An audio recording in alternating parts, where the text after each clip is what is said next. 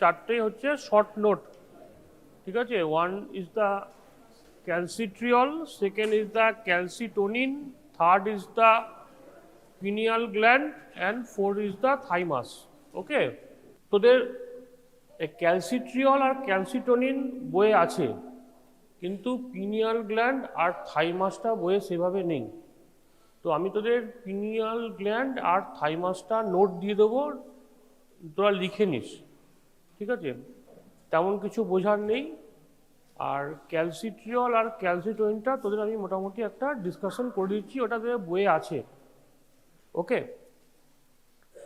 তো calcitriol, it is the hormone that is produced from a ultraviolet ray of sunlight. আগে ধারণা করা হতো যে it is a substance that we are taken by with food, but after so much evolution, it is think that it is a hormone. Now it tag as a hormone. It's a hormone that produced in our skin due to the action of direct UV light. It is from our sunlight exposure. Okay, so there are few source from outside, that is the our like liver, fresh liver or milk. It is the source of calcitriol, and also the cod liver oil or fish liver oil is also the source of calcitriol in our body. It is a vitamin D3. আর vitamin D2 আছে, D2টা কিন্তু only available in the plant source, plant থেকে পাওয়া যায়। বাস vitamin D3 যেটা always from a animal source, তাই না? কি বললাম যে তোর ফ্রেশ লিভার অর ফ্রেশ তোর লিভার অয়েল বা কড লিভার অয়েল, তো that is the plant, the animal source. Okay, so how vitamin D3 it produce?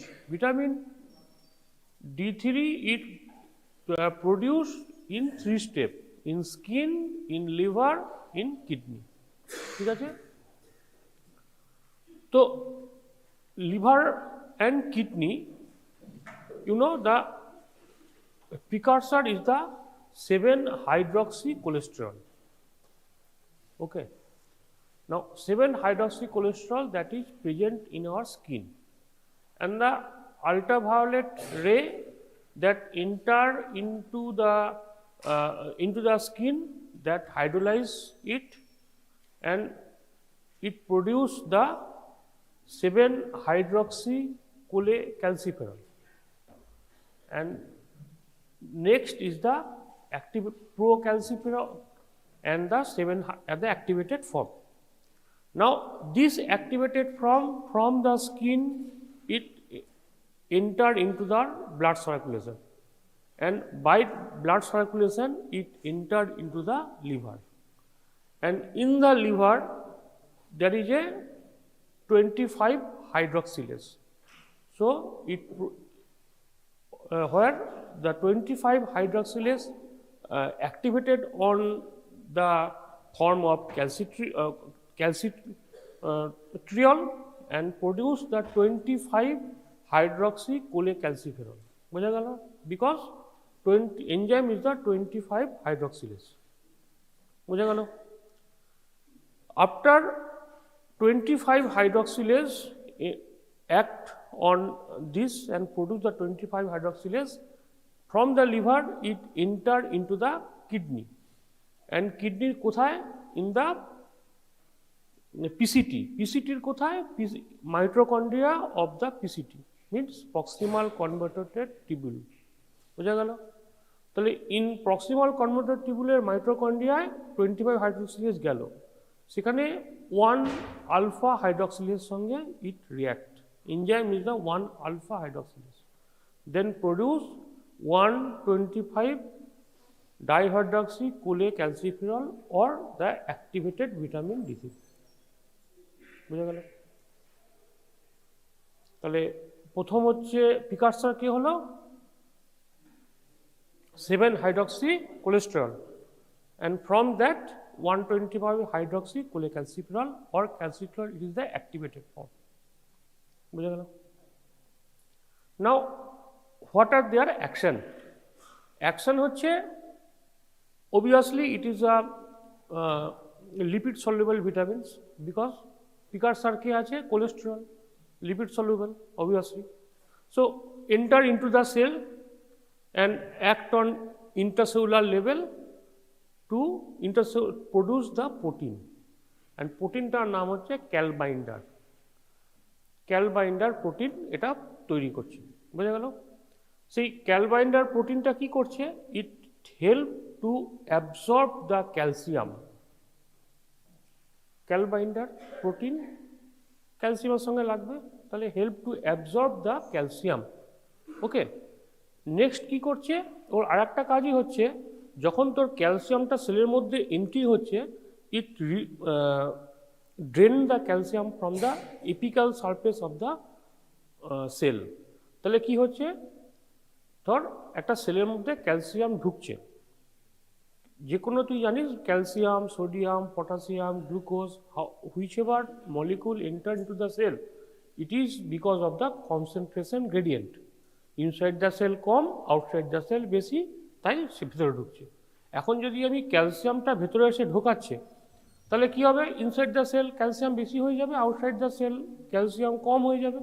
তাহলে কি হবে? ক্যালসিয়াম আর ঢুকবে না।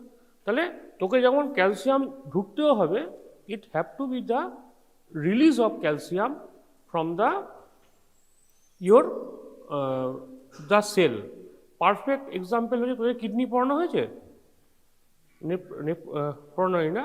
সেখানে দেখবি তোদের হেলডেনবার্গ এফেক্ট, বিকজ বাইকার্বনেট যেগুলো আমরা ঢুকছে সেগুলো বেরিয়ে যাচ্ছে। Okay, so this is the action of তোর cholecalciferol in our body. Now the function কি হচ্ছে? It function is the as it is the main source is the production of or absorption of calcium and phosphate in the bone. তাহলে calcium আর ফসফেটের তোর সোর্সকে বডিতে বাড়াচ্ছে, ঠিক আছে? তো increase the calcium and phosphate because it produce the cal binder, and cal binder কি করছে? ক্যালসিয়ামের সঙ্গে বাইন্ড করছে। তো it help to absorb the calcium in the gut as well as in the kidney. So there is a increased source of calcium. Okay, and আরেকটা কি action হচ্ছে? As you know, the calcium and phosphate is the main source of our bone. So it help to formation of bone by absorbing calcium and phosphate. তাহলে বোন ফর্মেশনে help করছে।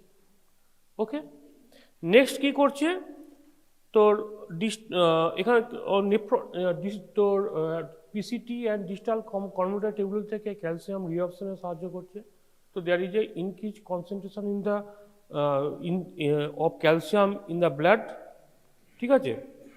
আর কি করছে? It help the process of bone mineralization, bone মিনারেলাইজেশনে help করছে, ঠিক আছে? It increase the alkaline ফসফেটের activity and also in help the osteoclastic activity, ঠিক আছে? অস্টিওক্লাস্টিক অ্যাক্টিভিটিকে ইট ইনক্রিজ। বোঝা গেল? তাহলে তিনটে কাজ, একটা হচ্ছে তোর ক্যালসিয়াম ফসফেটের supply in the body increase করছে।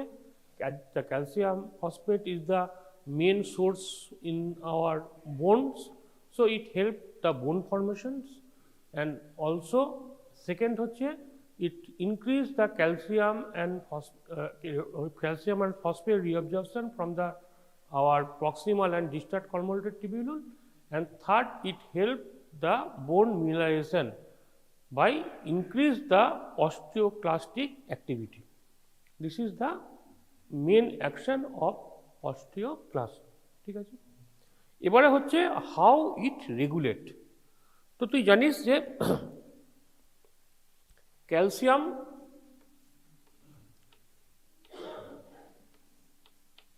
এটা হচ্ছে প্যারাথাইরয়েড হরমোন। তাহলে যদি প্যারাথাইরয়েড হরমোনকে কে কে স্টিমুলেট করে, কে কে ইনহিবিট করে বল? Which factor increase the parathyroid release in our body? Which elements? আগের দিনে পড়লাম, কে করে বল? ঘরে গিয়ে কিচ্ছু পড়ছিস না তোরা, এইভাবে কীভাবে পাস করবি তোরা? কে কে করে? Decrease calcium, decrease phosphate, decrease magnesium, তাই তো? এতে প্যারাথাইরয়েড হরমোনকে তোর রিলিজ করতে সাহায্য করছে, it help to increase the parathyroid hormone. তো ডিক্রিজ কারা কারা করছে? উল্টোটা, increase calcium, increase phosphate and increase magnesium. ঠিক আছে, কোনো প্রবলেম আছে? নেই।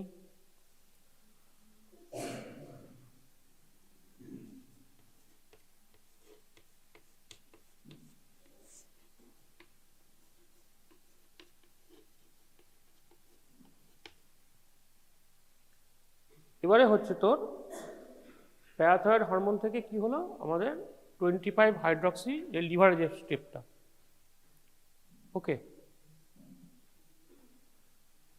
তো 25 হাইড্রক্সি কোলেক্যালসিফেরল তৈরি হলো লিভারে গিয়ে, কোনো প্রবলেম আছে এখানে? এরপর কি হচ্ছে তোর এখানে কাজ করছে তোর 1 আলফা হাইড্রক্সিলেস, ঠিক আছে? তাহলে কি তৈরি করছে এখানে? 125 হাইড্রক্সি কোলেক্যালসিফেরল, এটাই নাম হচ্ছে ক্যালসিট্রিন, ঠিক আছে? ক্যালসিট্রিয়ল। হ্যাঁ, এবারে কি হচ্ছে দেখ, তাহলে 125 হাইড্রক্সি কোলেক্যালসিফেরলকে কে স্টিমুলেট করছে? It is decrease phosphate, it stimulate 125 hydroxy cholecalciferol. বোঝা গেল? তাহলে আমাদের ফসফেট যখন ডিক্রিজ হয় বডিতে, সে স্টিমুলেট করবে to produce the 125 hydroxy cholecalciferol. এবারে ধর আমার বডিতে তোর 1 হাইড্রক্সি কোলেক্যালসিফেরলের অ্যাক্টিভিটি খুব বেড়ে গেছে, তাহলে আমাদের কি হবে? এটা যদি ইনক্রিজ করে তাহলে আমাদের বডিতে সাফিসিয়েন্ট ক্যালসিয়াম তৈরি হয়ে যাবে, আর আমাদের যদি বডিতে সাফিসিয়েন্ট ক্যালসিয়াম অ্যাবজর্পশন হয়ে যায় তাহলে তো আমাদের ক্যালসিয়াম দরকার হচ্ছে না, তাই তো?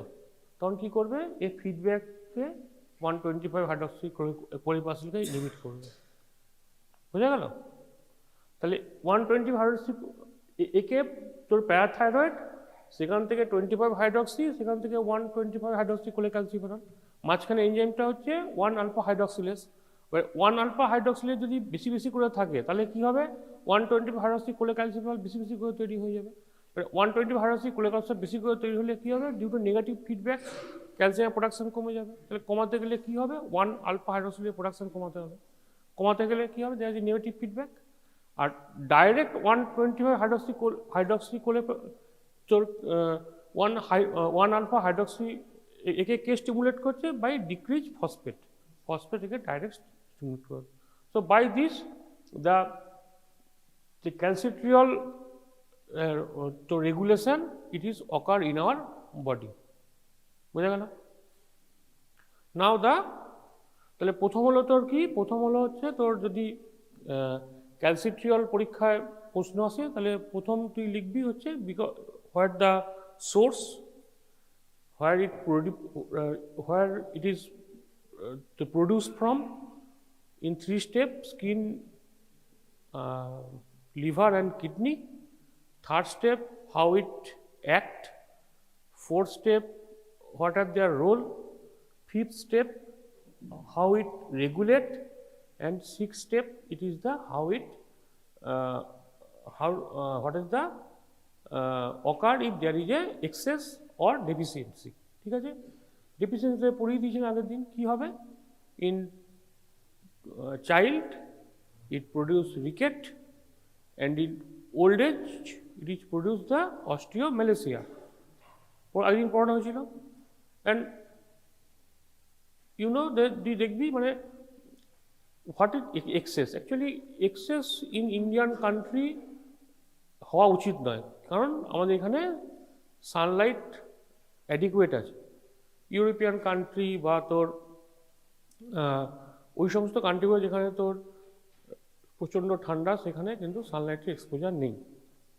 বাট কী হচ্ছে এখন ইন্ডিয়ান কান্ট্রিতেও দেখা যাচ্ছে কি যে তুই 10 জন লোকের ভিটামিন D3 টেস্ট করতে দিস, 7 থেকে 8 জন লোকের vitamin D3 there is a down, because আমরা রোদে বেরোই না। রোদে বেরোলেও কী করি না, মাথায় ছাতা, ফুলহাতা জামা, শুধু চোখগুলো বেরিয়ে থাকে, সব বাকি সবই ঢাকা, তাই না? তো there is a no skin available for direct exposure of sunlight. তো আগে ধারণা করা হতো যে vitamin D3 only it is deficient in the European country, but nowadays তুই দেখবি যে তোর ইন্ডিয়ান যে সিনারিওতেও কিন্তু এখন ইট ইজ ফ্রিকুয়েন্টলি কমন। তুই 10 জনের টেস্ট করতে দে, 7 থেকে 8 জনের ভিটামিন D3 কম বেরোবি। ওকে, সো সোর্স কি? সোর্স হচ্ছে you have to supplement the vitamin D3 in form of tablet and capsule, or in child case it is the drops are all available in the form of vitamin D3, and there is absolutely the guideline is there, how much for child, how much for adolescents, and how much for the older age. So you have to titrate the dose according to the age that discuss in your medicine class. So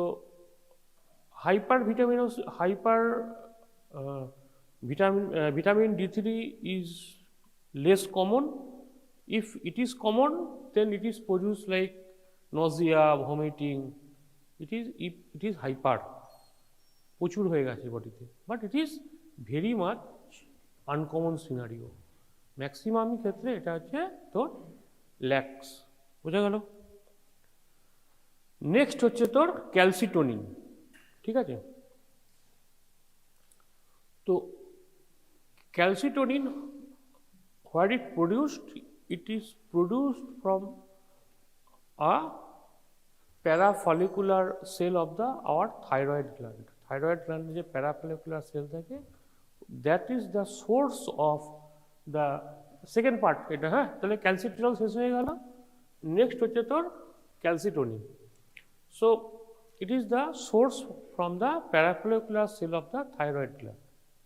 You know that this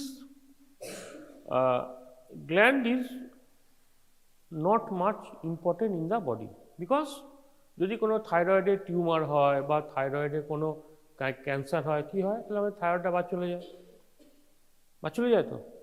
তো তাও তো মানুষ বেঁচে থাকে, তাই না? Thyroid বাদ দিলে মানুষ বেঁচে থাকে। তো কী হচ্ছে, তো this is the hormone that is not the essential of our body.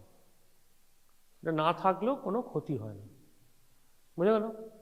তাহলে এর কাজটা কি আছে? It is cause the increase amount of calcium delivery to the bones.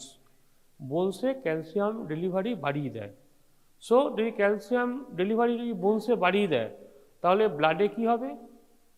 ব্লাডে calcium concentration কমে যাবে, তাই তো? তাহলে it lowering the calcium level in the blood, and it help to deposit the calcium in our bones. বোনসে ক্যালসিয়ামের deposition বাড়িয়ে দিচ্ছে। বোঝা গেল? কোথায় হেল্প করে? It help in the newborn baby and in the growing child. Because newborn baby আর growing child এদের ক্ষেত্রে কী হয়, তোর বোনসের ডেভেলপমেন্ট খুব দরকার। বিকজ আমি যদি আগের ক্লাসেই পড়েছিলাম, both this cases the cartilage is the main, they are backbone, cartilage, they are not bones. Up to 18 years deposit on those cartilage to produce a bone. So this hormone is responsible for the deposition of calcium on those cartilage and to formation of the bones. ঠিক আছে, next কোথায় লাগে, next হচ্ছে in lactating and mother and in pregnancy. Pregnancy আর ল্যাকটেশনে কী হচ্ছে, because তোকে বললাম যে এটার সোর্স ক্যালসিয়াম হচ্ছে, তোকে বললাম না মিল্ক, ব্রেস্ট মিল্ক একটা সোর্স, আগের ইয়েতেই বললাম। তাহলে এখন যদি মা বাচ্চাকে দুধ খাওয়ায় তাহলে কি হবে না, there is a mobilisation of calcium from mothers to baby. তো মাদার সেখানে কী হয়, এই প্রেগনেন্সি এবং চাইল্ড দেখবি যাদের এখন তোর কমে গেছে, দেখবি যাদের মানে আগেকার দিনে যাদের 4টে 5টা করে যাদের বাচ্চা হতো, দেখবি every mothers comes after 40 with a bone pain like osteoporotic features, because calcium they delivers that not supplement by calcium, কারণ আগে ওইসব ছিলই না। এখন কিন্তু রুটিনলি দেখবি 3rd ট্রাইমেস্টার থেকে শুরু করে আফটার প্রেগনেন্সি পর্যন্ত সবাইকে ক্যালসিয়াম ট্যাবলেট প্রেসক্রাইব করা হয়। তো ইট হেল্প দ্য মাদার, তোর pregnant mother and lactating mother to to protect their calcium reabsorption. মানে ক্যালসিয়াম যেটা রিঅবজর্ব হয়ে যে আসছে, সেই ক্যালসিয়ামটাকে তোর কি বলবো, মানে ওটাকে মেকআপ করে দিচ্ছে। So this is a function of calcitonin in the human body. ঠিক আছে,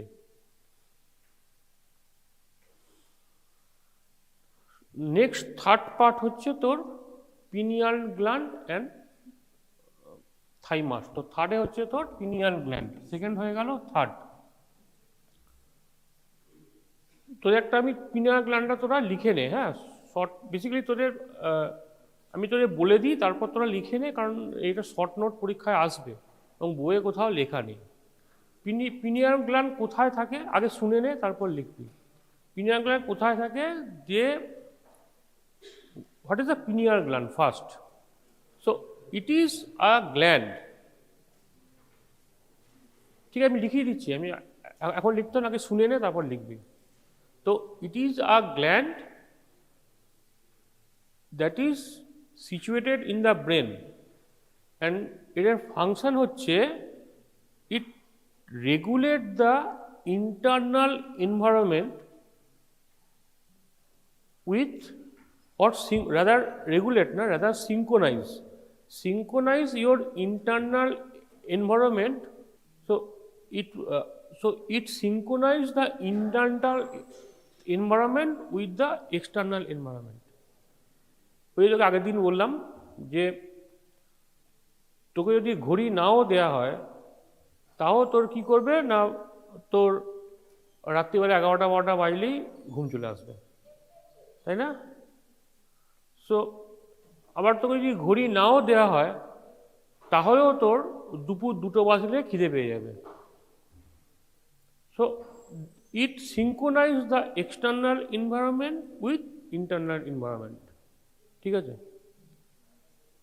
So it is a gland that is situated in our brain and is the main function, and it is produce the melatonin, ঠিক আছে, and it produce the melatonin। কোথায় থাকে, থাকে হচ্ছে it situated in the below the corpus callosum, তার নিচে হচ্ছে third ventricle, তার নিচে থাকে হচ্ছে পিনিয়াল গ্ল্যান্ড। তাহলে সিচুয়েশন কোথায়, situation in the brain below the your hemispheres and the third ventricle, and below that third ventricle the pineal gland is situated, and it had a stalk attached with the posterior commissures and the habenular commissure. Stalk যেটা থাকে সেটা they are connect with those two commissures. Okay. Now, what are the function? Function কি করছে? It is produce the melatonin. Melatonin কোথা থেকে তৈরি হয়? From the hormone, it is secreted from the melatonin. And melatonin কি হয়? It is secreted during your dark cycle. মানে যখন আমাদের after sunlight is over, then the melatonin secretion is increase. And it decrease in the light cycle. যখন Sunlight ওঠে তখন মেলাটোনিনের secretion কমে যায়। ঠিক আছে? So this is the basic concept of pineal gland. ঠিক আছে? তো তোরা নোটটা লিখে নে পিনিয়াল গ্ল্যান্ডের, আমি বইয়ে বলে দিচ্ছি। Next is the melatonin. লেখ মেলাটোনিন।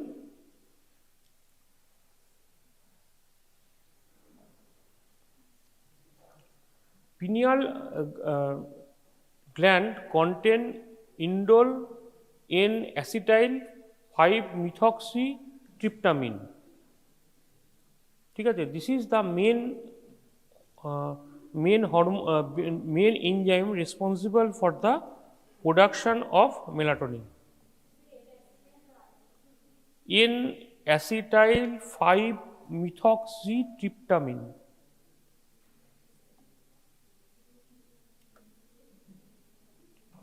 কি রে লে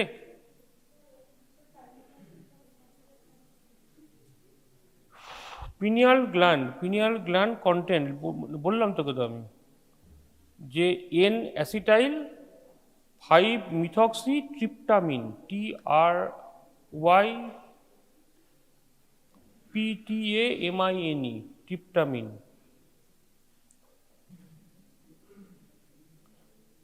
এটারই নাম হচ্ছে তোর মেলানিন। ঠিক আছে? This is the enzyme responsible for the production of melatonin from serotonin. ঠিক আছে? একটা অ্যারো দে, তাহলে সেরোটোনিন উপরে লেখ সেরোটোনিন, দিয়ে নিচে একটা অ্যারো দিয়ে লেখ এন অ্যাসিটাইল সেরোটোনিন।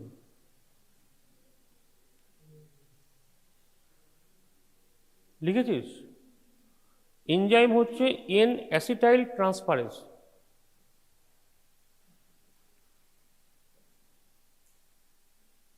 এবারে এন অ্যাসিটাইল সেরোটোনিন থেকে যে মেলাটোনিন অ্যারো দে N acetyl serotonin,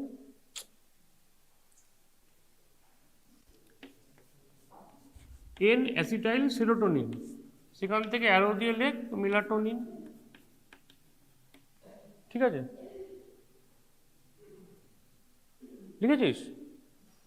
and the enzyme is the hydroxyindole O-methyl transferase. Hydroxyindole O-methyl transferase. বোঝা গেল? and this melatonin produced in your pineal gland. pineal gland এই melatonin তৈরি হলো। after it produce, it enter into your blood and CSF. ঠিক আছে? তাহলে এই পর্যন্ত হচ্ছে তো তৈরি হলো in the pineal gland. after it produce, it enter into your blood and in your CSF. বোঝা গেল?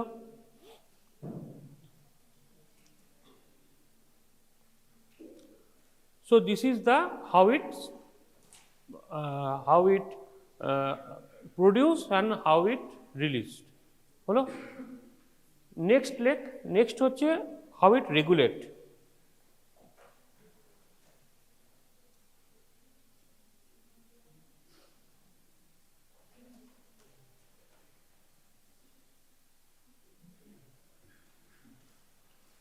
So during dark circle, the melatonin secretion increase, and during the daytime it only the secretion is very low. Secretion hoy but it is very low.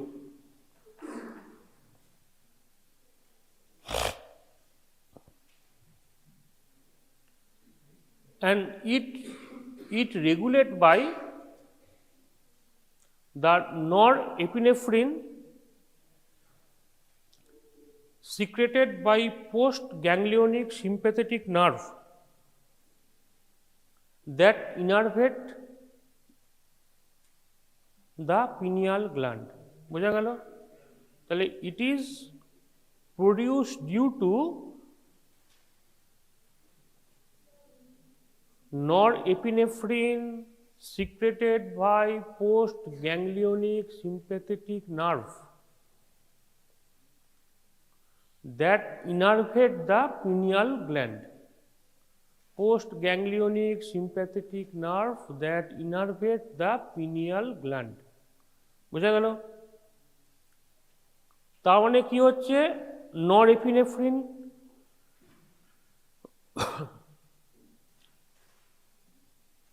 তো যখন আমাদের বডিতে norepinephrine বাড়বে সে কি করবে? when the norepinephrine increase in our body, it act on the beta adrenergic receptor in the pineal gland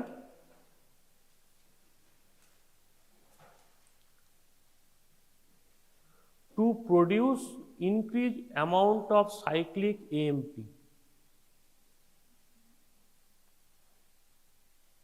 As this cyclic AMP increase the action of N-acetyl transferase activity. N-acetyl transferase কোথায় লাগছিল?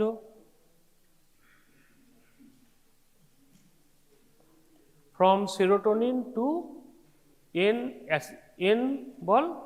N-acetyl serotonin. তাহলে বোঝা গেল? Pineal গ্ল্যান্ডকে কে supply দিচ্ছে? Supply দিচ্ছে হচ্ছে post ganglionic sympathetic fibre. আর stimulus কে হচ্ছে? Stimulus হচ্ছে নরএপিনেফ্রিন। এবারে যখন আমাদের নরএপিনেফ্রিন যখন বাড়ছে বডিতে, নরএপিনেফ্রিন কি করছে? অ্যাক্ট অন পিনিয়াল গ্ল্যান্ডের যে বিটা অ্যাড্রিনার্জিক রিসেপ্টর আছে সেখানে সে কাজ করছে। তার ফলে কি হচ্ছে? বিটা অ্যাড্রিনার্জিক রিসেপ্টর কাজ করে কি করছে? ও আমাদের বডিতে সাইক্লিক এএমপি বাড়াচ্ছে। সাইক্লিক এএমপি কি করছে? ওই যে তোর এন মিথাইল ট্রান্সফারেজের অ্যাক্টিভিটি বাড়িয়ে দিচ্ছে। এন মিথাইল ট্রান্সফারেজ কি করছে? It produce the serotonin to N acetyl serotonin. তাহলে এন অ্যাসিটাইল সেরোটোনিন তৈরি হচ্ছে বেশি বেশি করে। আর এন অ্যাসিটাইল সেরোটোনিন বেশি বেশি করে তৈরি হলে কি হবে? ও কনভার্ট হয়ে কি হবে? মেলাটোনিন তৈরি হবে। বোঝা গেল? তো this is the step how a melatonin is produce in our body. কারণ কোনো কনফিউশন আছে? বোঝা গেল? Simple step. Beta adrenergic receptor, norepinephrine release, beta adrenergic রিসেপ্টরের থেকে পিনিয়াল গ্ল্যান্ড কি করছে? সাইক্লিক এএমপি বাড়িয়ে দিচ্ছে। Cyclic AMP N methyl transferase activity বাড়িয়ে দিচ্ছে। তারপর তুই স্টেপ বাই স্টেপ তো আগেই লিখে রেখেছিস, তখন তুই অ্যারো দিয়ে দেখিয়ে দিবি যে as the N methyl transfer activity increase the from your তো সেরোটোনিন থেকে তোর মেলাটোনিনের সিক্রেশনও ইনক্রিজ করছে। বুঝতে পেরেছিস? তো এইটা থেকে how it regulate the secretion of pineal gland. ঠিক আছে, এবারে হচ্ছে তোর পিনিয়াল গ্ল্যান্ডে ওই যে বললাম যে তোর বিটা অ্যাড্রিনার্জিক রিসেপ্টর কখন তোর সিক্রেশন হবে? বিকজ তোর আগের দিন পড়েছিলাম, দেখবি তোদের রেটিনো হাইপোথ্যালামিক নার্ভ ফাইবার তোদের পড়িয়েছিলাম। রেটিনো হাইপোথ্যালামিক নার্ভ ফাইবার হচ্ছে there is a nerve fibre that from the retina is connection with the our suprachiasmatic nucleus. ঠিক আছে, of our hypothalamus, suprachiasmatic nucleus. তাহলে কি হবে, যখন আমাদের এক্সেস লাইট চোখে পড়বে তখন কি হবে, রেটিনা ওটাকে সেন্স করবে যে এখন এক্সেস লাইট আছে, সে তখন বাই তোর কানেকশান, সে কানেকশানের সুপ্রা ক্যাসমেটিক নিউক্লিয়াসকে বলবে যে এখন তোর লাইট সাইকেল চলছে, there is a race release of melatonin, ঠিক আছে। But when dark cycles occurs, retina also sense there is the dark circle, and the stimulus goes to the suprachiasmatic nucleus as it sense that it is a dark cycle, and so the melatonin secretion increases. বোঝা গেল? তো by this connection your melatonin the secretion and regulations occurs. বোঝা গেল? Metabolism, যে কোনো hormone তো secretion হয়, তার মেটাবলিজম হবে। Metabolism it is mainly the metabolise in the liver by 6 hydroxylations, ঠিক আছে, অ্যান্ড ফলোড বাই কনজুগেশনস। তাহলে it is metabolise in the liver, primary source metabolism is the liver by 6 hydroxylase enzyme, and after enzyme it is conjugated, and 90% আর appeared in the urine and excreted. তাহলে metabolism কোথাও হচ্ছে in the livers, and 90% of the melatonin that produced in the body are excreted in the urine. বোঝা গেল? Now the functions. Melatonin লেখ, 1 নম্বর দিকে লেখ, melatonin inhibit the gonadal functions.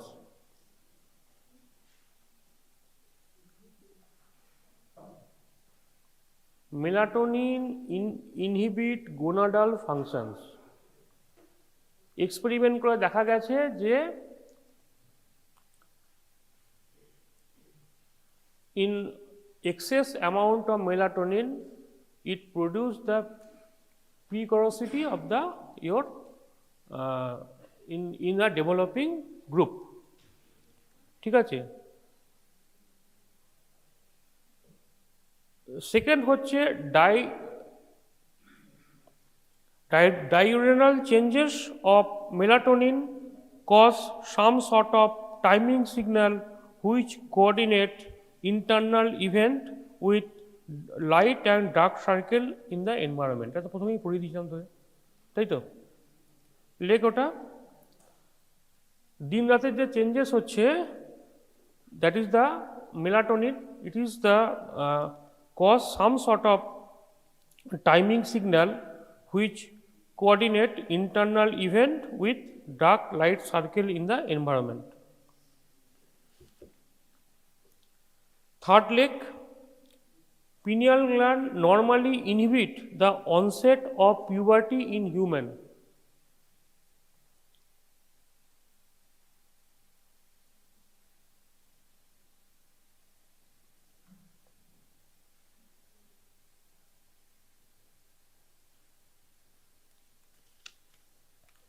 Fourth leg, nocturnal plasma melatonin concentration are much higher in child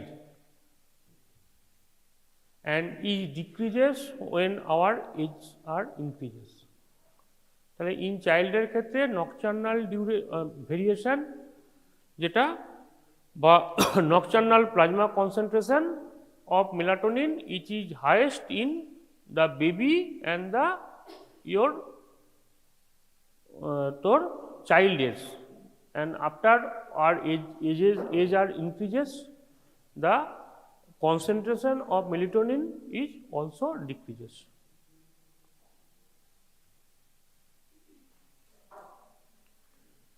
তো এটা মোটামুটি পরীক্ষায় তোদের মেলাটোনিন, এটা তো কখনোই তোদের লং কোশ্চেন আসবে না, শর্ট নোট আসবে 5 নম্বরের।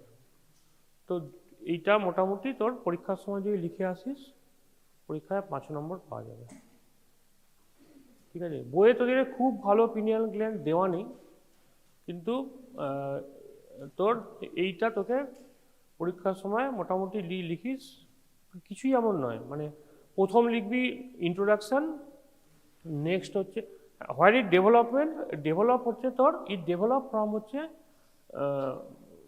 পিনিয়াল গ্ল্যান্ড প্রথম ফার্স্ট তৈরি হবে ফার্স্ট ইন্ট্রোডাকশন, দেন হচ্ছে হোয়ার ইজ সিচুয়েটেড, থার্ড হচ্ছে how it regulate, and fourth হচ্ছে তোর ফাংশনস। এটা মোটামুটি লিখলে, অ্যান্ড মাঝখানে হচ্ছে মেটাবলিজম। এই 5টা পয়েন্ট লিখলে মোটামুটি 5 নম্বর পাওয়া যাবে। ঠিক আছে, তাহলে পিনিয়াল গ্ল্যান্ড শেষ। নেক্সট হচ্ছে তোর thymus.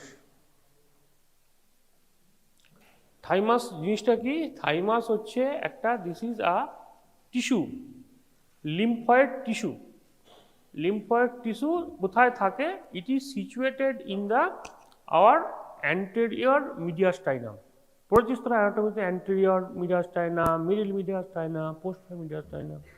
So it is situated in the anterior mediastinum in front of your heart. ঠিক আছে, এর কাজটা কি? বেসিক্যালি এর কাজটা হচ্ছে তোর, ইট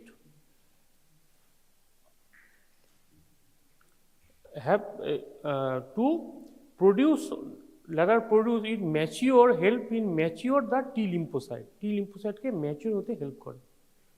বোঝা গেল? Like pineal gland, thymus is also fast acting when we are growing baby or a child. But after when age increases, these thymus are get fibrosed and they become rudimentary. So like calcitonin, thymus is also non-essential in our later half our body. বোঝা গেল? কি হবে যদি না থাকে, sorry না, মানে ডিসফাংশনে কি হবে? তুই জানিস যে টি সেল যেটা আমাদের তৈরি হয়, টি সেল কিসে হেল্প করে? সেল মেডিয়েটেড ইমিউনিটি, সিএমআই, তাই না? It is the CMI. তাহলে কি হবে? টি সেল তখনই কাজ করবে যখন ও এমএসি মানে কম্প্যাটিবিলিটি কমপ্লেক্সের সঙ্গে একসঙ্গে হয়ে they attack the foreign body in the our blood. এবারে ধর যদি থাইমাস কি করে, ওই টি সেলকে ম্যাচিওর হতে এবং তোর এমএসির সঙ্গে মানে কম্প্যাটেবল হতে হেল্প করে। যদি হেল্প না করতো, থাইমাস যদি ডিসফাংশন হয়, তাহলে কী হবে? টি সেল কী করবে তখন? They not recognise which is foreign our body and which is our own protein, and they react the own protein of our body itself and produce the autoimmunity. বোঝা গেল? আমাদের বডি এগেনস্টই প্রোটিন এগেনস্টই কাজ করছে, they produce the autoimmunity. Different diseases যেমন হচ্ছে autoimmuno poly endocrine syndrome, DiGeorge syndrome. আর কি হতে পারে? থাইমাসের টিউমার হতে পারে, দ্যাট ইজ কল থাইমোমা। আর কি হতে পারে? That is a over production of the T cell that produce the acute lymphoblastic leukaemia. So these are the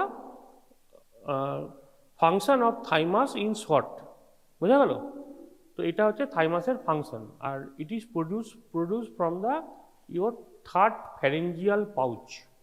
তুই জানিস 4টে ফ্যারেঞ্জিয়াল পাউচ থেকে, first, second, third and fourth অ্যানাটমিতে পড়বি। থার্ড ফ্যারেঞ্জিয়াল পাউচে develop from third pharyngeal pouch. ঠিক আছে? So this is in short the thymus. এবারে নোটস লেখ।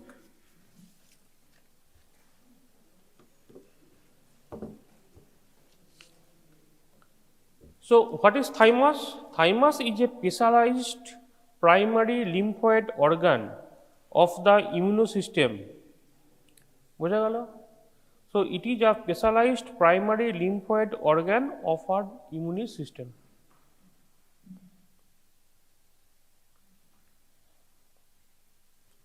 Within the thymus,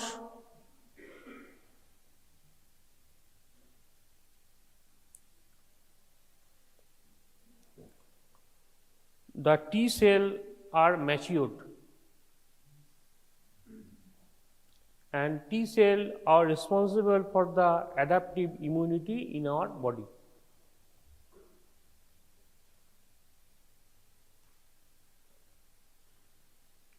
হলো। নেক্সট হচ্ছে লোকেশন, হোয়ার থাইমাস সিচুয়েটেড। নেক্সট পয়েন্ট লেখ location. Upper front part of the chest, anterior superior mediastinum, behind the sternum, in front of the heart, আগেই বললাম। contain two lobes, each lobe contain a central medulla, outer cortex, and it is surrounded by a capsule.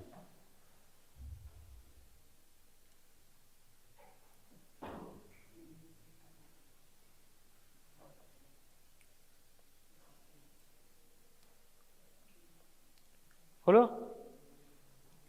Next leg function. Thymus is made up of immature T cell called thymocytes,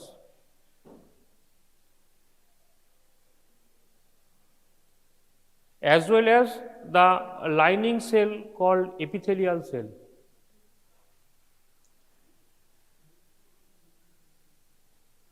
Epithelial cell এর কাজ কি? It helps the thymocyte to develop mature T cells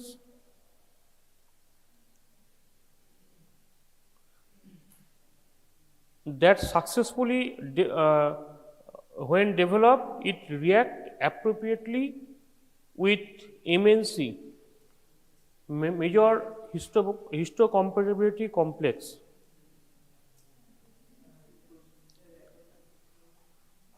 When T cells successfully develop, it react with the MHC, major histocompatibility complex.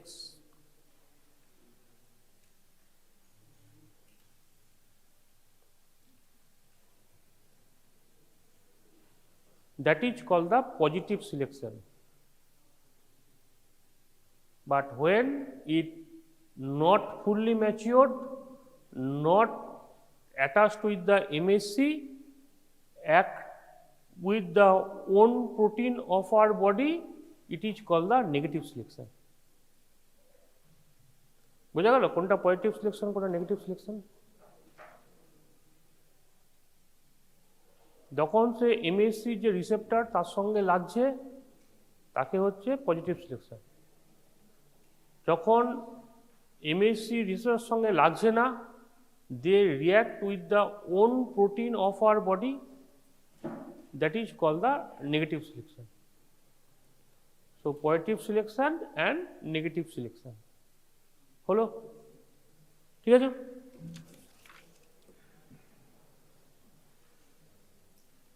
Next leg, thymus is the largest and most active during neonatal and pre-adolescence.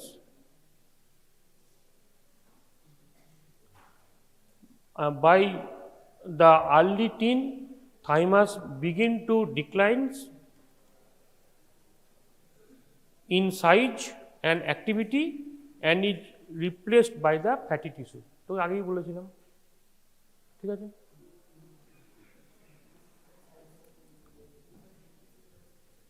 Decrease যখন বয়স বাড়ছে, adolescence, from adolescence thymus size decreases, activity also decreases and is finally replaced by a fatty tissue. Fibrous tissue হয়ে তোর fibrosis হয়ে যাচ্ছে, বোঝা গেল। Get fibrosed in the when we are enter into our adult age. হলো। Development, third pharyngeal pouch তো বলিয়ে দিলাম, ঠিক আছে। নেক্সট তাহলে ডেভেলপমেন্ট লিখলি। নেক্সট হচ্ছে তোর importance, what is the importance of thymus in our body. Like abnormality of the thymus can result in a decreased number of T cell and also the autoimmunity like autoimmunopolyendocrine syndrome type 1 and myasthenia gravis. ঠিক আছে, এবারে অটোইমিউনো পলিএন্ডোক্রাইন type 1 syndrome যদি মুখস্থ করতে হয় কি হবে, এখানে তোর in this patient they are from the birth they are like different diseases and they are like cleft lip থাকবে and there is a maturity, abnormal maturity, there is a connection between esophagus and bronchus, so bronchoesophageal fistula থাকবে, so there is a lot of different aspect of polyendocrine type 1 syndrome. What about myasthenia gravis? Myasthenia gravis এ কি হচ্ছে তোর there is a auto antibody against acetylcholine in our body. তাহলে কি হচ্ছে, there is a acetylcholine secretion হচ্ছে, কিন্তু সে কি করছে পোস্ট সাইন্যাপটিক যে মেমব্রেন সেখানে কাজ করতে পারছে না। তাহলে কি হবে, পেশেন্ট কি নিয়ে তোর কাছে আসবে না, ডাক্তারবাবু উঠলাম তো ঠিকঠাকই, তারপর কি হচ্ছে একটু যে কাজ করছি যেন হাতগুলো পাগুলো বেরিয়ে যাচ্ছে। So there is a repeated, যখন স্টিমুলাস তৈরি হবে, repeated contraction when requires, as there is a antibody against acetylcholine. So acetylcholine is the only transsynaptic chemical that signal the pre to post. পড়েছিস তো তোরা? এটা তো তোর ইয়েতে 12এই পড়েছিস অ্যাসিটাইলকোলিন, তাই না? প্রি থেকে পোস্টে কি আছে, অ্যাসিটাইলকোলিন তো নিয়ে আসে। অ্যাসিটাইলকোলিন এগেনস্ট যদি অ্যান্টিবডি তৈরি হয়ে যায়, তাহলে কি হবে, acetylcholine not act on the poster synaptic membrane. তাহলে কি হবে, তুই বারবার যখন তুই একটা হাতকে যদি বারবার ফ্লেকশন এক্সটেনশন করিস, দে রিকোয়ার ক্যালসিয়াম পোস্ট সাইন্যাপটিক, আর অ্যাসিটাইলকোলিন যদি তোর অ্যাক্ট করতে না পারে, তাহলে কি হবে, আফটার 2-3 বার করার পর হাতটা মনে হবে তোর আর পারা যাচ্ছে না। আর কি হবে, চোখের ক্ষেত্রে দেখবি সকালে সে ঘুম থেকে উঠলো চোখটা ঠিক আছে, পেশেন্ট কি বলবে, ডাক্তারবাবু ঠিক দুপুর বিকাল হয়ে যাচ্ছে তখনই দেখা যাচ্ছে কি ডাক্তারবাবু চোখটা যেন নিচের দিকে নেমে আসে। তো that is a ptosis, because there is a lack of this tone also, তো টোসিস তৈরি হবে। মায়াস্থেনিয়া গ্রেভিস কার আছে বলতো? অমিতাভ বচ্চনের আছে। And it seems that the myasthenia Grevy's যদি তুই কারো ডায়াগনোসিস করে ফেলতে পারিস কোনো ক্রমে, তাহলে 90% ক্ষেত্রে দেখা গেছে they are associated with the thymoma. Thymoma হচ্ছে that is a any cancer in the thymus gland. 90% ক্ষেত্রে it associated with the thymoma. বোঝা গেল? So there is a related case between the thymoma and the myasthenia gravis. ঠিক আছে? Next leg,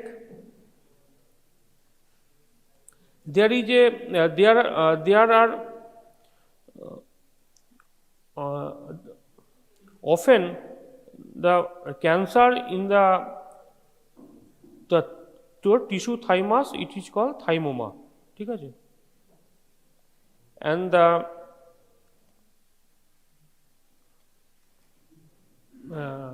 abnormality arise from the immature lymphocytes such as T cell called lymphoma. বোঝা গেল? ALL, acute lymphocytic leukemia আগেই বললাম। Patient কি নিয়ে আসবে? Patient নিয়ে আসবে তোর ডিক্রিজ প্লেটলেট, তার ফলে কি হবে, দেয়ার ইজ এ ব্লিডিং নিয়ে আসবে। ব্লিডিং নিয়ে এলো, তার সঙ্গে কি নিয়ে আসবে, there is a enlarge liver, enlarge spleen. Okay, তোর কাছে একটা পেশেন্ট এলো, তুই কি করলি, তারপর ব্লাড টেস্ট করতে দিলি, দেখলি লিম্ফোসাইট কাউন্ট প্রচুর হাই। So as the lymphocyte count high, it is suppress the platelet and the RBC. তো there is a also anaemia. Anaemia থাকবে, প্লেটলেট কম থাকবে, ব্লিডিং অ্যাবনর্মালিটি থাকবে, তার সঙ্গে কি থাকবে, লিভার স্প্লিন সব বড় হয়ে যাবে। That is the presentation of acute lymphocytic leukaemia. Okay,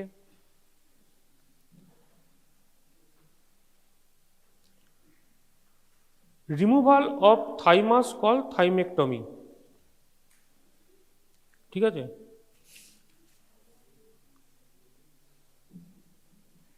So this is in short the thymus.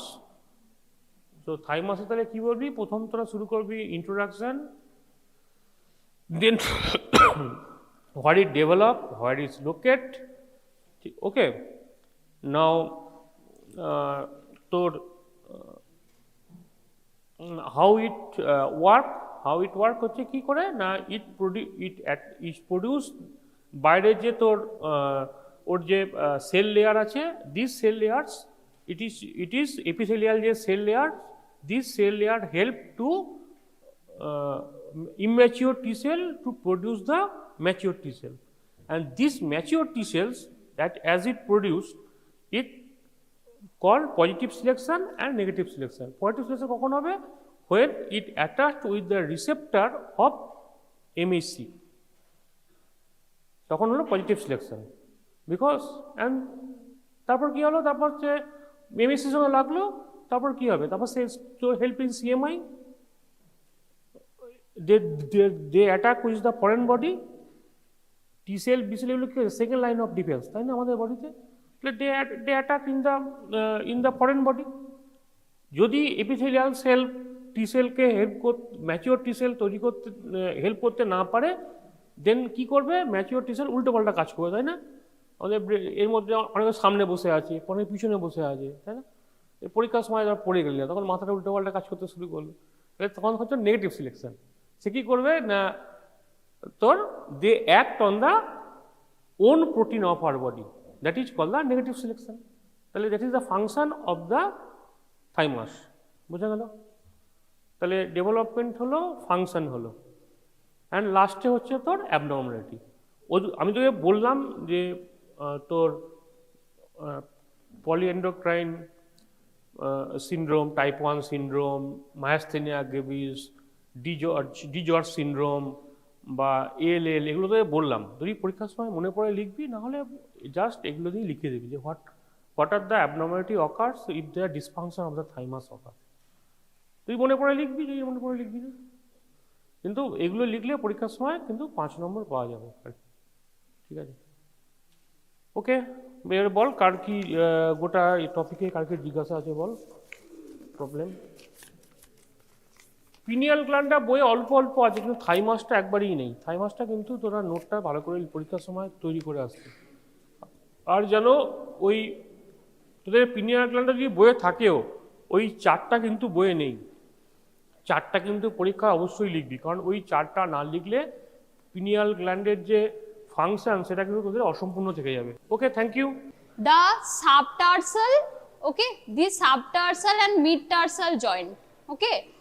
So what do you mean by subtarsal?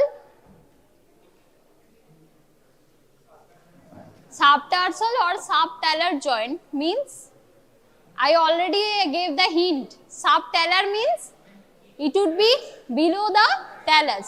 So tell me, which are the 7 tarsal bone, do you know? Be quiet everyone. Which are the 7 tarsal bone we are having? The talus, calcaneum, then medially we are having navicular, laterally having cuboid, then medial, intermediate, lateral, cuneiform, right? So these are the 7 tarsal bone. So write it down about the subtarsal bone, about the subtarsal joint, okay, about the subtarsal joint. It is the joint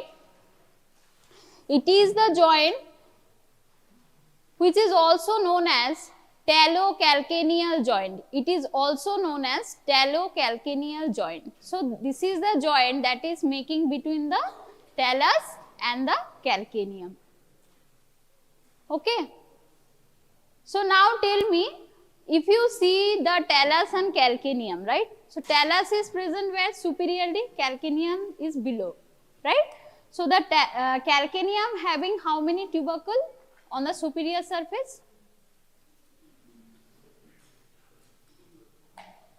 There are 3 facets present on the talus and the 3 facets also present on the calcaneum, right? So which are they? Write it down: anterior, middle and posterior. There are 3 facets. There are 3 facets: anterior, middle and posterior.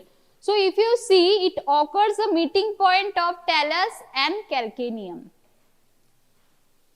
Okay, and these joint last structurally. What is the structure of joint? It is actually synovial joint, but which type of movement that is taking place? That is the plain type of synovial joint. Plain type of synovial joint.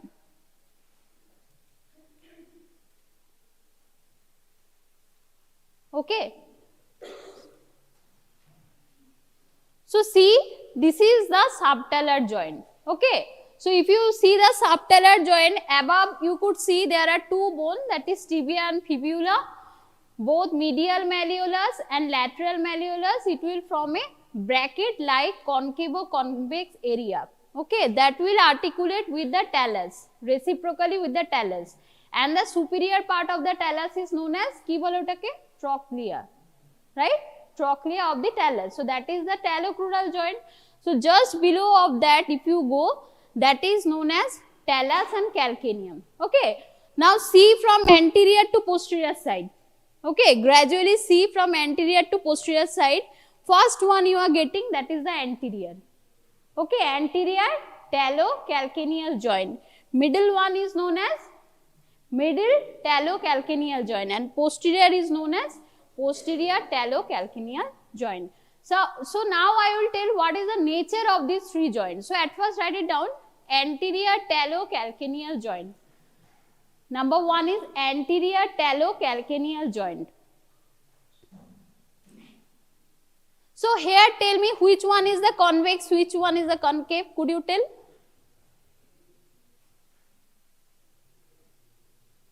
Which one is the concave, which one is convex?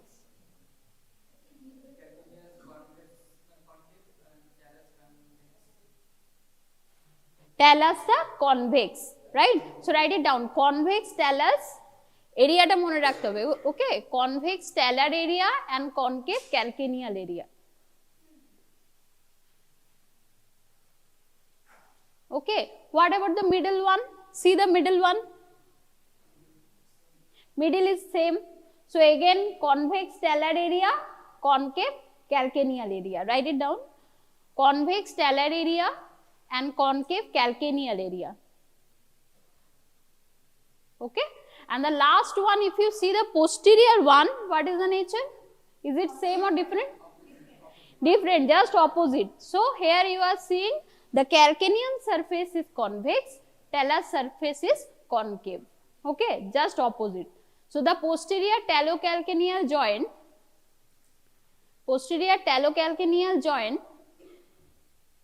there is concave talar area, whereas convex calcaneal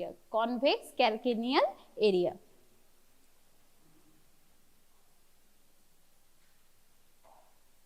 Okay. So see, these are the part. Which are the two bone you could see? One is the talus, another one is the calcaneum. So what are the part of talus? Tell me. What are the part? Below one is the calcaneum, right? So above, if you could see the talus, what are the different part of talus? Talus has got head, then neck, then trochlea, then there are two concave area, concavo-convex area from beside, okay, which will articulate with the medial and lateral malleolus. Kirokom hoy, which one is a triangular, medial or lateral? There are two articular facets on the both side of talus, right? Which one is the triangular, which one is the this comma shape? Lateral is the triangular, because lateral malleolus facet is triangular. Okay, medial would be comma shape. Okay, so these are the two things. And if you see this one, calcaneum, what are the part? How many surfaces I told? There are 6 surfaces. So they are anterior surface, posterior surface, superior surface, inferior surface, medial surface, lateral surface. So among all these surface, which one is articulating with the talus? That is the superior surface, and actually it is forming the correct mortise, okay, mortise like thing, so that the talus could be very nicely fitted in. Okay, So that is making the subtalar joint. And here is the presence of one canal that is known as ki bole setake sinus tarsi. Okay. So what is the definition of sinus tarsi? And tell me the content. What is sinus tarsi?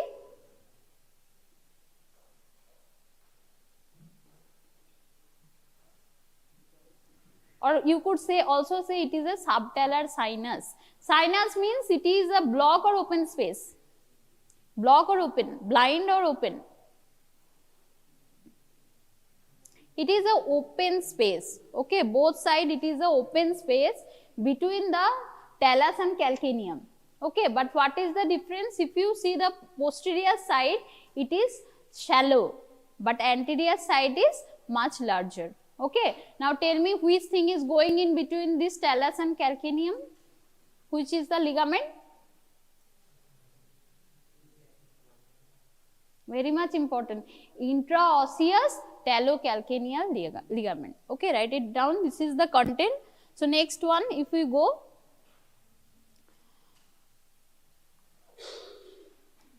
okay, now I already discussed what are the articulating part. Okay, so these are the articulating part. There are two anteriorly, two anteriorly means anterior facet and middle facet, and one posteriorly means the posterior articular facet. Understood? Why this anterior and middle? They have with the common capsule. Okay, common joint capsule. That's why they are considered as one joint. Okay, whereas posterior is considered as another separate joint. Understood? Because the anterior and middle has got common capsule. Okay. So here there are three articulations. These are known as facet. Already I discussed. These are the posterior, anterior, and the middle. Okay. Next one. So see, this is the talus and calcaneum.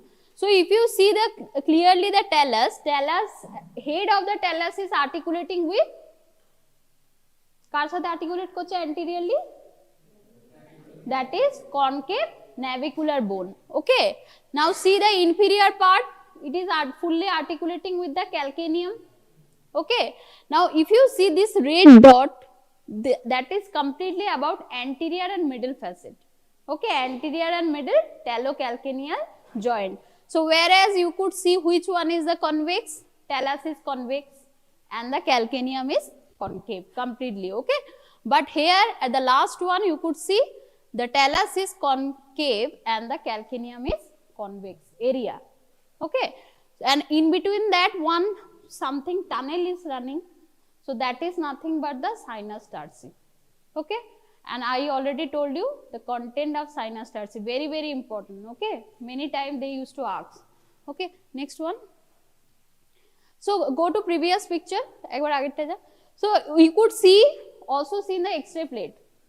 Okay. You could find it out. There is one cavity that has been formed. Okay. Between these two bones. Okay. So you could also follow this sinus tarsi in X-ray plate. Okay. See the next one. So now this thing already I told. So first one is convex concave, then convex concave, then last one is concave convex. Okay, so first one is convex concave, then convex concave, then last one is concave convex, just opposite. Okay, then the next one. So what is the sustentaculum talli? So which portion, which facet having articulation with sustentaculum talli? Where it is present? Sustentaculum talli is present where?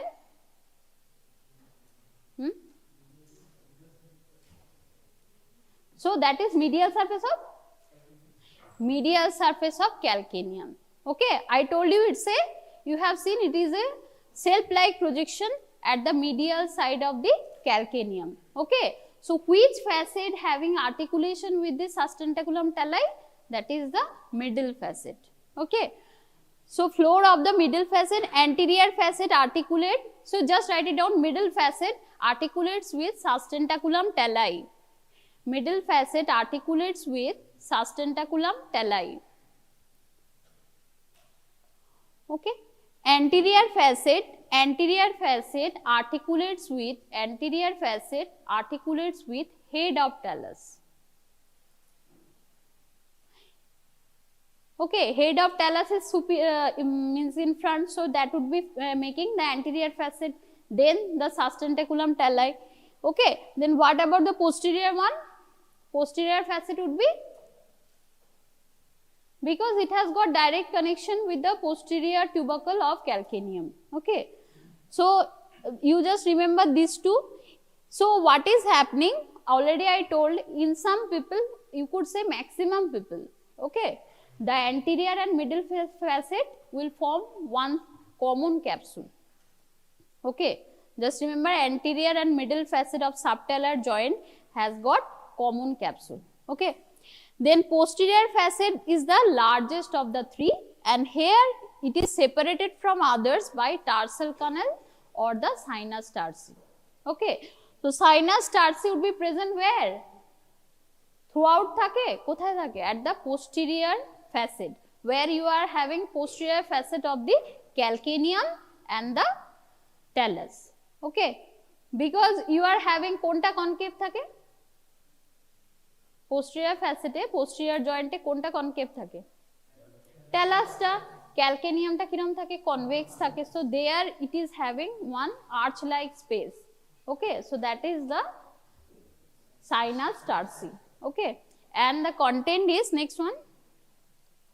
So already I told you the main ligament of this joint. যদি বলে which is the main ligament, there are numerous ligament. Okay, numerous ligament that is acting on this subtarsal joint.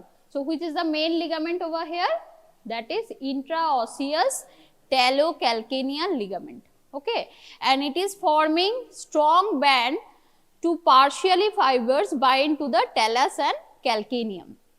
Okay, and already I told you this is the main or the chief content of the sinus tarsi or sinus canal. Okay, next one. So which are the 4 additional ligament? Okay, there are 4 additional ligament. Could you tell? Write it down. Anterior talocalcaneal ligament. Very easy. Anterior talocalcaneal ligament, posterior talocalcaneal ligament, medial talocalcaneal ligament, and lateral talocalcaneal ligament. There are 4 ligaments between the talus and calcaneum. Okay, so at first we will discuss the anterior talocalcaneal ligament. So where it is present? প্রথমে কি আছে? Neck of the talus. Okay, in front of the lateral surface of superior calcaneum. Anteriorly it is present where? To the neck of the talus, because you know head is already articulating with the navicular. Okay, and remember this is also known as cervical ligament, because it is attached to car neck আছে? একমাত্র talus এর neck আছে. Okay, so it is also considered as cervical ligament. Okay, and the short band of the posterior talocalcaneal ligament extend from the lateral tubercle of the talus to the upper medial calcaneus. Now tell me the lateral part of the talus. So what are the thing you could see on the lateral part?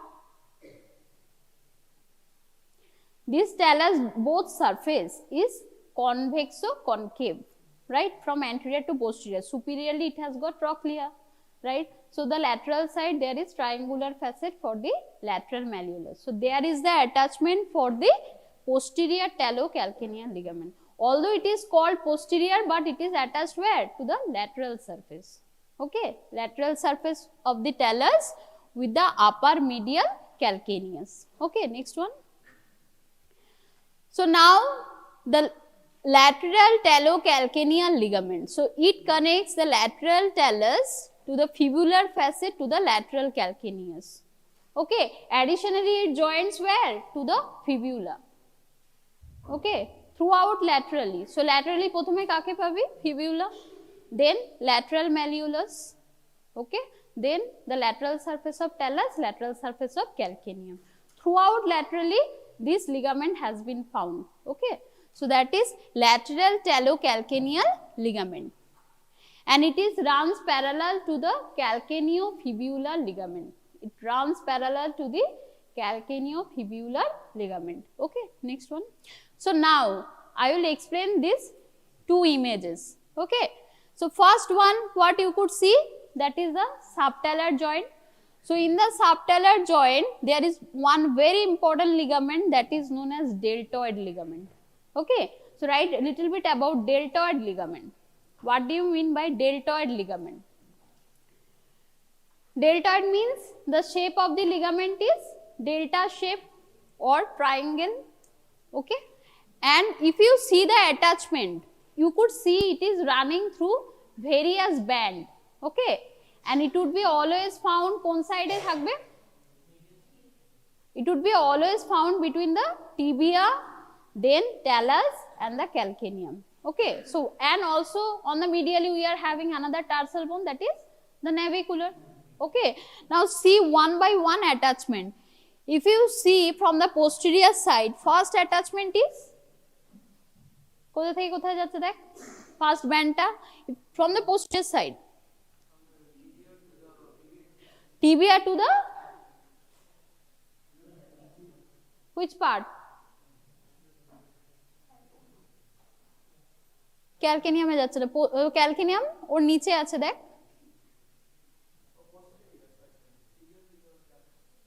tibia to the talus. Okay, so first part would be going to the tibia to the talus, first band. Okay, then the next one would be going to the, এটা কিন্তু ক্যালকেনিয়ামে যাচ্ছে, ঠিক আছে? So the next one is from the tibia to the calcaneum. Okay, then the third band, see third band where it is going? From the tibia to the navicular. Okay, so actually it is having combined band of 3, which is going to the respective 3 tarsal bone from the tibia. Okay, so together it is called as, কি নামটা হবে বল?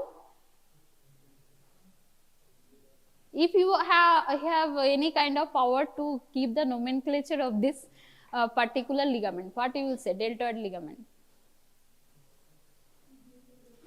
Dorsal talocalcaneo-navicular ligament. Very good.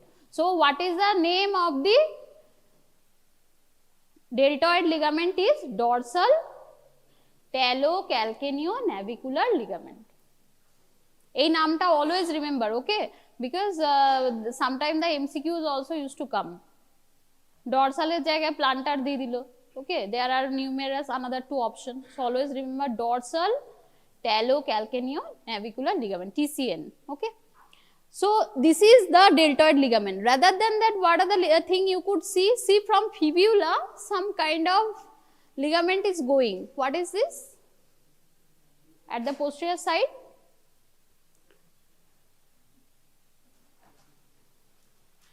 that is inferior talofibular ligament. Okay, that is nothing but inferior talofibular ligament. Okay, now see this picture.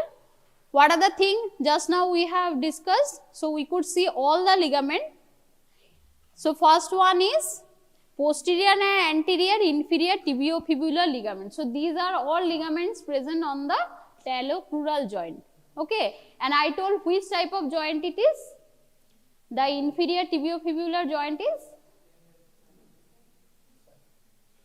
inferior one, means just above the ankle.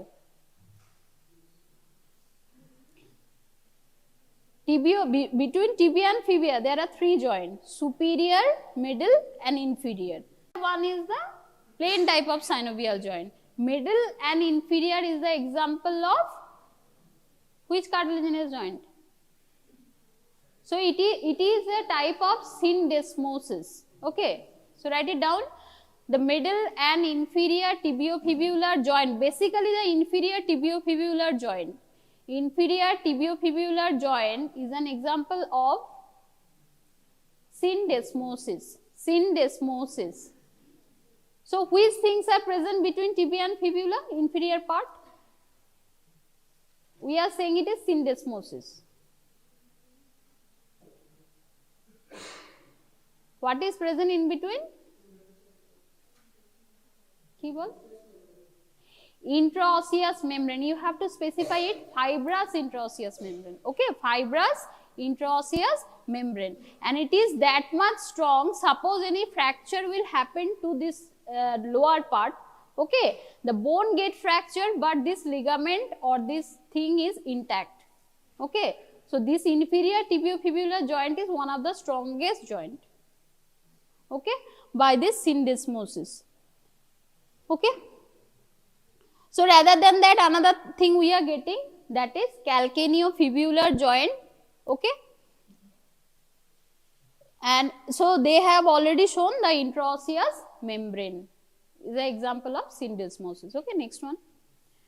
So now we are again coming to the medial talocalcaneal ligament. Okay, medial talocalcaneal ligament. So I told middle facet will articulate where? To the sustentaculum talli, that is present on the calcaneum. So it extends from the sustentaculum talli to the medial surface of the calcaneum. Okay, and what is the synovial membrane? There is a presence of synovial membrane. Okay, that is lines the capsule, and the capsule is continuous with the TCN and the calcaneocuboid joint. So which are the transverse tarsal joint? What do you mean by transverse tarsal or mid tarsal? This is all about the subtarsal joint. So which are the example?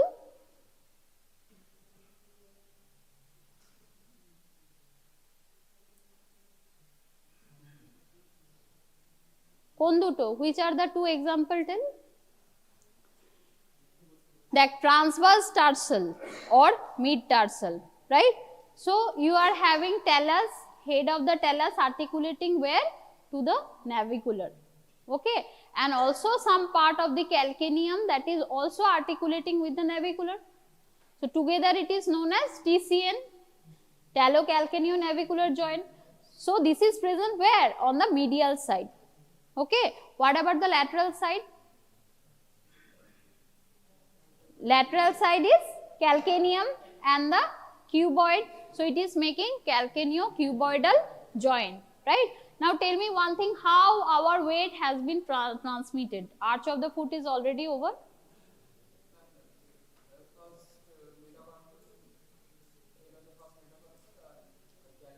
Maximum weight would be transmitted by whom?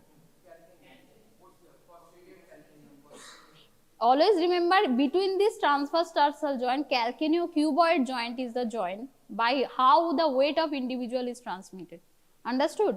Medially অতটা আসবে না, laterally calcaneocuboidal joint দিয়ে weight টা transmit হবে. Okay, প্রথমে suppose if somebody's weight up to the hip, it is coming to the hip joint, okay, hip bone, then it is coming where? To the tibia. ফিমারের পর tibia এলো, ফিবুলাতে যাবে না. Then tibia, from tibia how it is transmitted? So somebody weight of the individual is 60 kg. ঠিক আছে, তাহলে how it would be transmitted? 30 kg, 30 kg দুদিকে ভাগ হয়ে গেল. then 30 থেকে দুটো আর্চ আছে, একটা হচ্ছে medial longitudinal arch and another one is lateral, তাই তো? তাহলে দুটোতে কি করে ডিভাইড হবে?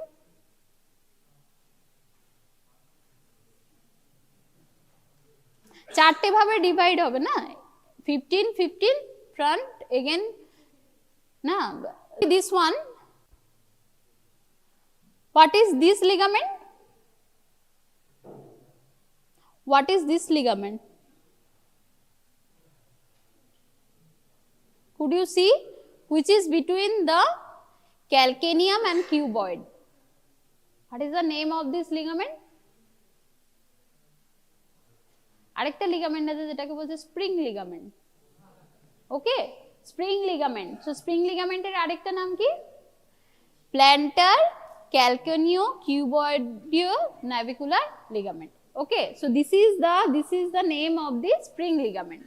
Okay, so here we are having talocalcaneal ligament, which is posterior and medial talocalcaneal ligament. Okay, this ligament is too much important. Okay, whenever somebody is walking, it is acting like a spring. So that's why it is known as spring ligament. Okay, এই দুটো নাম আছে, একটা হচ্ছে deltoid ligament, another one is spring ligament. আরেকটা ligament আছে, write it down, that is known as bifurcate ligament. Bifurcate ligament. So where it is present? So bifurcate has got 3 stem, Y shape. Okay, bifurcate has got 3 stem. দুটো anterior stem, one posterior stem. 2 anterior stem কোথায় কোথায় যাচ্ছে? একটা navicular এ যাবে, একটা cuboid এ যাবে, আর main যেটা inferior এ যাবে সেটা কোথায় যাবে? calcaneum. Okay, so write it down, bifurcate ligament is Y shaped, and has got 3 stem, one anterior stem, medial stem will attach to navicular. Okay, lateral stem will attach to the cuboid, whereas the inferior stem would be attached to the calcaneum. Okay, so it would be found in between, that is known as bifurcate ligament.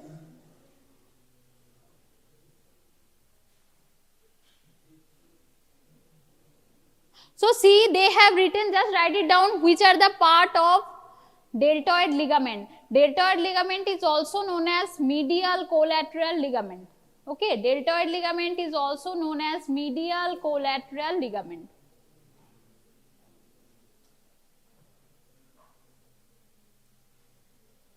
Deltoid ligament is also known as medial collateral ligament. Okay, so which are the part? Ki part ache? Write it down, anterior and posterior tibiotalar part. Anterior and posterior tibiotalar part. So just think about, in between you have got tibia, anterior tibiotalar, posterior tibiotalar, and another two is, one is tibiocalcaneal part, another one is tibionavicular part. Okay, so it is also known as medial collateral ligament. Then which would be considered as lateral collateral ligament? Tell me, which are the lateral collateral ligament? These are present on the tibia. Lateral collateral ligament example are calcaneofibular ligament. Write it down, calcaneofibular ligament. Calcaneofibular ligament. আরেকটা লিগামেন্টের কি নাম? এইমাত্র বললাম, planter spring লিগামেন্টের আরেকটা নাম কি? Spring ligament, dorsal plantar calcaneonavicular ligament. Okay, so write it down. So these are the lateral collateral ligament. These are all about ligament. You have got medial collateral ligament, lateral collateral ligament. Okay, then see the next one. So what are the mechanism of action of this subtalar joint? Which are the function that is occurring? কি function আছে? One is dorsiflexion, another one is plantar flexion. Okay, rather than that you are having inversion and eversion, all of the four. But if the question used to come, you always go for inversion and eversion. Okay, many times the question used to come, you go for inversion and eversion. Okay, now the question is, suppose whatever the movement is occurring, wherever it is dorsiflexion, plantiflexion, inversion and eversion, which one is the axis?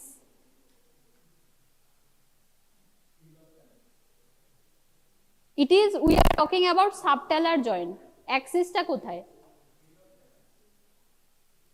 It is the middle facet. Okay, write it down, it is the middle facet.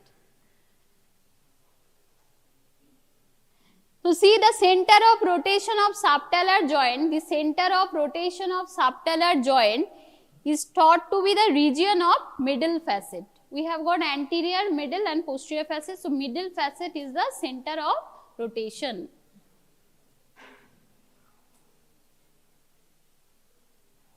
Okay, So what is supination and pronation of foot? We already know supination and pronation is taking on the upper limb. But what about the supination and pronation of the foot?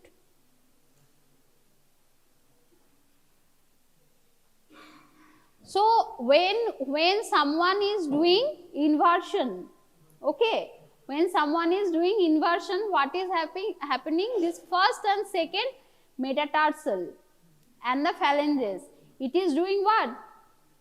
The pronation, okay, and simultaneously while we are having the eversion, which action is taking place?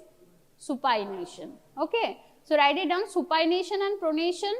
Supination and pronation of the midfoot occurs at the tarso-metatarsal joint, and metatarso-phalangeal joint,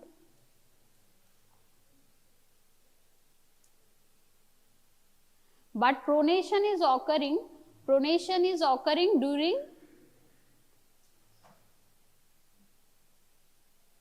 extreme inversion,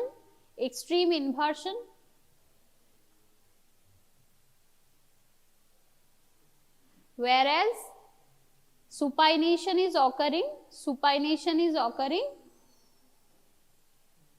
during extreme eversion.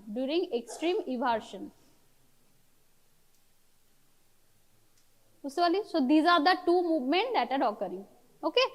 Then the next one,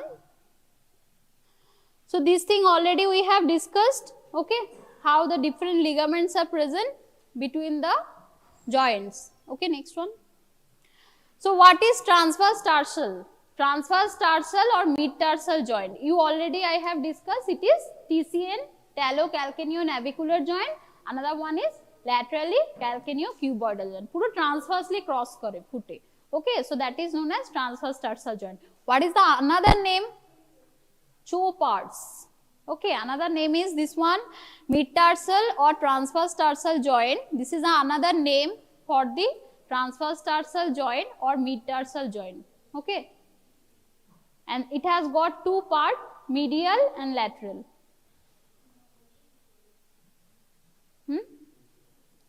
Also known as Chopard's joint, okay. So see here the ligaments are little bit more complicated, okay.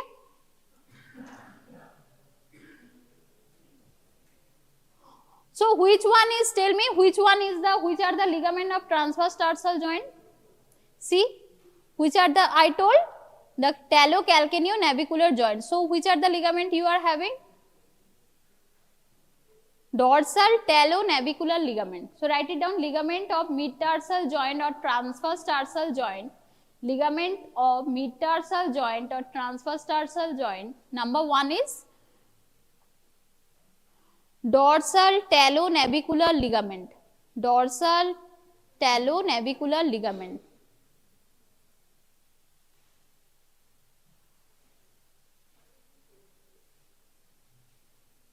Achha, these are the ligament of TCN, okay. These are the only ligament of TCN. Tinte ligament ache. You could see the picture. First one is dorsal talonavicular ligament, the superior one, okay.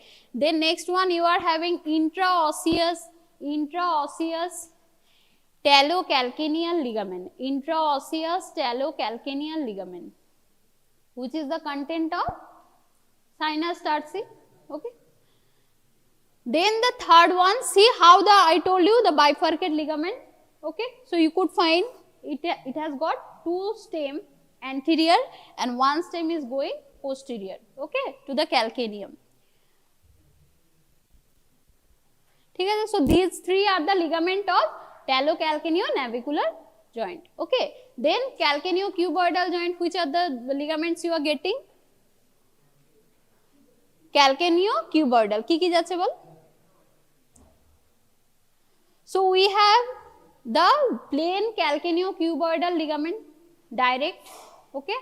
Another one is, which is spring ligament, that is the dorsal calcaneocuboidal ligament. Okay.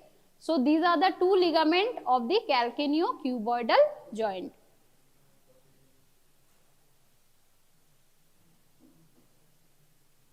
Okay. So next one.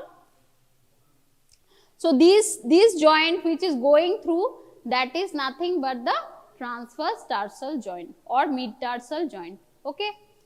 So next, ar kichu nei, close it. So now I will discuss, there are two movements, write it down, I have already discussed. One is eversion and inversion. Okay, inversion and eversion. So what do you mean by inversion of foot?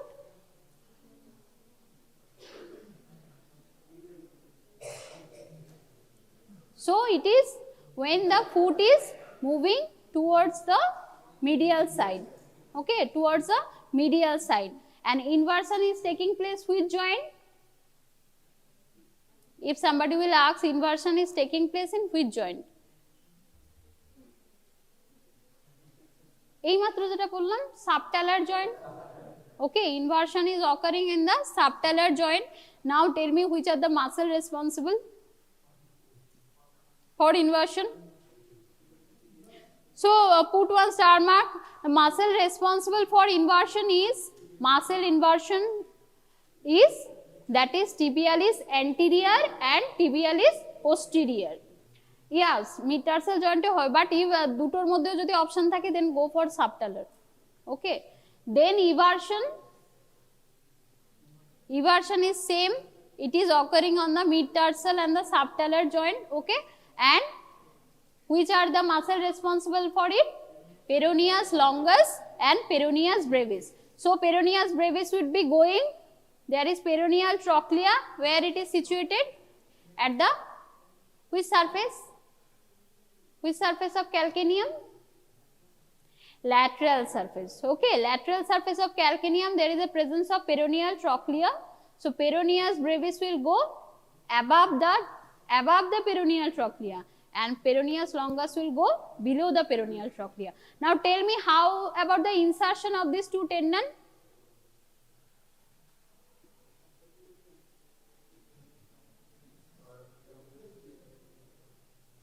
So there would be always counterpart of this muscle. যদি peroneus brevis peroneal trochlea এর উপর দিয়ে যায়, if it is crossing superiorly, where it will insert? On the lateral side, on the lateral side of foot. Okay, and peroneus longus, if it is crossing inferiorly, it will go medially. That's why there is formation of one axis, peroneus brevis, peroneus longus, and that's why the eversion is taking place. Okay, same like tibialis anterior posterior, right? If you see the insertion, tibialis anterior is the muscle of which compartment? Anterior compartment. Okay, and this tibialis posterior is the posterior compartment. So where does it got inserted? One would be to the big toe, another one would be the fifth metatarsal. Which one? tibialis anterior টা কিভাবে যাবে?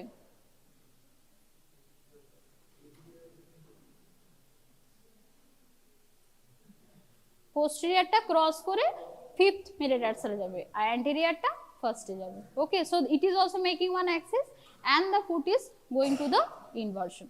Okay, so that is all about the subtarsal joint, mid-tarsal, transverse tarsal joint, and the last one is eversion and inversion. Main thing you have to remember all the ligaments, spring ligament, deltoid ligament, okay, bifurcate ligament, what are the different type of ligaments you are getting over here, okay, and the sinus canal and sinus tarsi. Okay, so these are the main key points. Okay, thank you. So hope we are in the right place with this endocrine microanatomy is concerned. So this is the first class with you with histology. All right. So I don't know whether it is covered or not, but anyway, we are going through this particular endocrine system. We have 4 organs to cover in the endocrine system. One is the pituitary gland, the master gland. Fortunately or unfortunately, we do not have a slide, and in examinations as well, we do not give this particular microanatomy of the pituitary gland. So, that is excluded for us for discussion.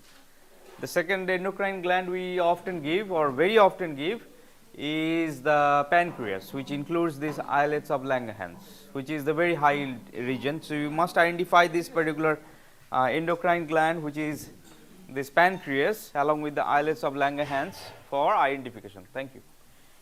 Now, then we are left with other endocrine organ like the thyroid gland. So, we are going to learn about thyroid gland, detail of it, and we are going to identify that microstructure as well. And then we have this particular suprarenal gland, which has already been covered or going to be covered today. So, I will just like briefly discuss about it, salient features about identifying that.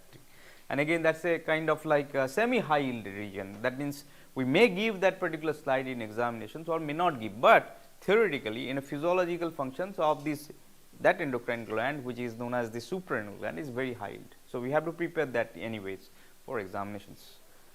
Now, then we are having with this particular endocrine gland, which is known as the parathyroid glands. That is a minor small glands. We do not have again the slides for it. So, that leaves us with 3 endocrine gland to prepare for our examinations very well for passing it. One is that islets of Langerhans, which includes this pancreas, exocrine, endocrine. This is what we are going to talk about, the thyroid gland, which is a very high yield, and suprarenal, which is the semi high yield. I would say like 50% chances of getting that particular thing, say in examination. So, let us drill with this particular thing, which is the thyroid gland first, and then move to the suprarenal gland briefly, and if it is covered, that will be a revision for you anyways. So, the pituitary gland is theoretical for us in this particular regard. So, in a microanatomy, you are not going to discuss about this particular pituitary, and rest of this pituitary architecture and everything will be covered in the CNS on in the head neck sections. So, we will skipping this particular part of the microanatomy of the pituitary gland. Then we are leaving with this particular gland, we call them as thyroid gland, which we are going to talk about. So, which is a purely thyroid gland is a purely gland which is endocrine gland. We do not have any exocrine functions whatsoever. Now, we can understand this particular secretions which is coming from this particular endocrine gland has to be liberated into the vascular system, or else it are not going to function. So, that particular endocrine gland do not have any duct system inside, we are not going to see any ducts. Rather, this particular gland is very highly vascular. For this particular tiny thyroid gland, which is present in front of our neck, this is having 2 lobes, right lobe, left lobe, joined by in between bridging tissue, we call them as isthmus. This particular gland have got 2 sets of arteries. One is feeding the gland from below, we call them as inferior thyroid artery. One is feeding from the gland above, we call them as superior thyroid artery. Additionally, we may have an aberrant branch, additional branch of the branch, we call them as thyroid IEMA arteries, EMA. So, that particular third branch may be present, may not be present, but that not for sure. But these 2 arterial branches, superior thyroid, inferior thyroid, this is flooding this particular gland, and it is very highly vascular. If you see that particular gland during surgery or any times, you will see that it is a dark red, that means beet colored. It is a very high red because of the vascularity. To drain the blood as well, we have this particular venous channel as well to drain these things which is present in it, which is having 3 sets of veins there, superior, middle and inferior thyroid veins, which drains the blood out of the thyroid gland. Now, this particular thyroid gland, we are going to talk about this microanatomy. So, this particular thyroid gland starts with the capsules. So, it is covered by a capsules, it has 2 sets of capsules there, one is outer capsule, one is inner capsule, true capsule, false capsule, we name it likewise. Anyways, for this particular purpose, we just stick to the word is capsule of the thyroid gland, which is covering this or wrapping this particular thyroid gland.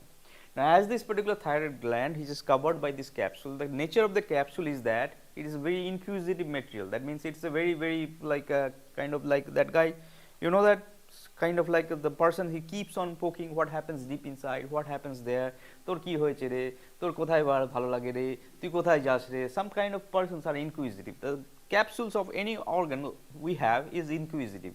So, they do not stick to the outside only, they penetrate the gland. So, they go inside the gland. Now, as this particular something penetrates the gland, it splits the gland into lobes or lobules. So, if it is a big structure of this parenchyma, we call them as lobe. If it is splitting in even deeper, we call them as lobules. Now, as these particular lobes and lobules are made because of the penetrations of these capsules, the blood vessel gets entry. So if something gets inside, the blood vessel gets, oh, wo jacche ami jai dekhi. So that's why the blood vessel gets inside the deep to these particular organs. So this particular capsules, as it is goes inside, we cannot call this particular capsule which is penetrating the parenchyma, we cannot call it capsules. We have to give a separate name for it. We call them as trabeculae. So this particular trabeculae may create some spaces. We call them as trabecular spaces. These particular trabecular spaces are traversed by mostly the neurovascular structures. They are opportunistic. If you have space, I will go in, kind of things. So blood vessels, veins and arteries and the nerves and lymphatics penetrates through these particular spaces that is created by this particular capsule which is penetrating. Now it is called trabeculae and creates the space and it goes inside. So this particular trabecular space are permeated by this particular blood vessels, lymphatics and as well as the nerves, which is going to supply that particular gland. No harm in it. This is how these things are made of. So our point of concern, we are going to make this particular thing smaller or even smaller, even smaller. That's the essence of microanatomy. So we are going to see that how it looks like in a microscope or tiny piece of things. So we get this gland, we get these lobes, we get this particular lobules, and inside this lobules we are going to see what actually lays in the inside. We cannot see that. Then we have to just like stain it properly and see under microscope. That's why do we do that. So inside this particular lobules, we are going to see this particular tissue. We call them as parenchyma. Parenchyma is a kind of like tissues which you are seeing here. Inside this particular parenchyma, we are going to see the matrix substance that is which is making the scaffold or the structures.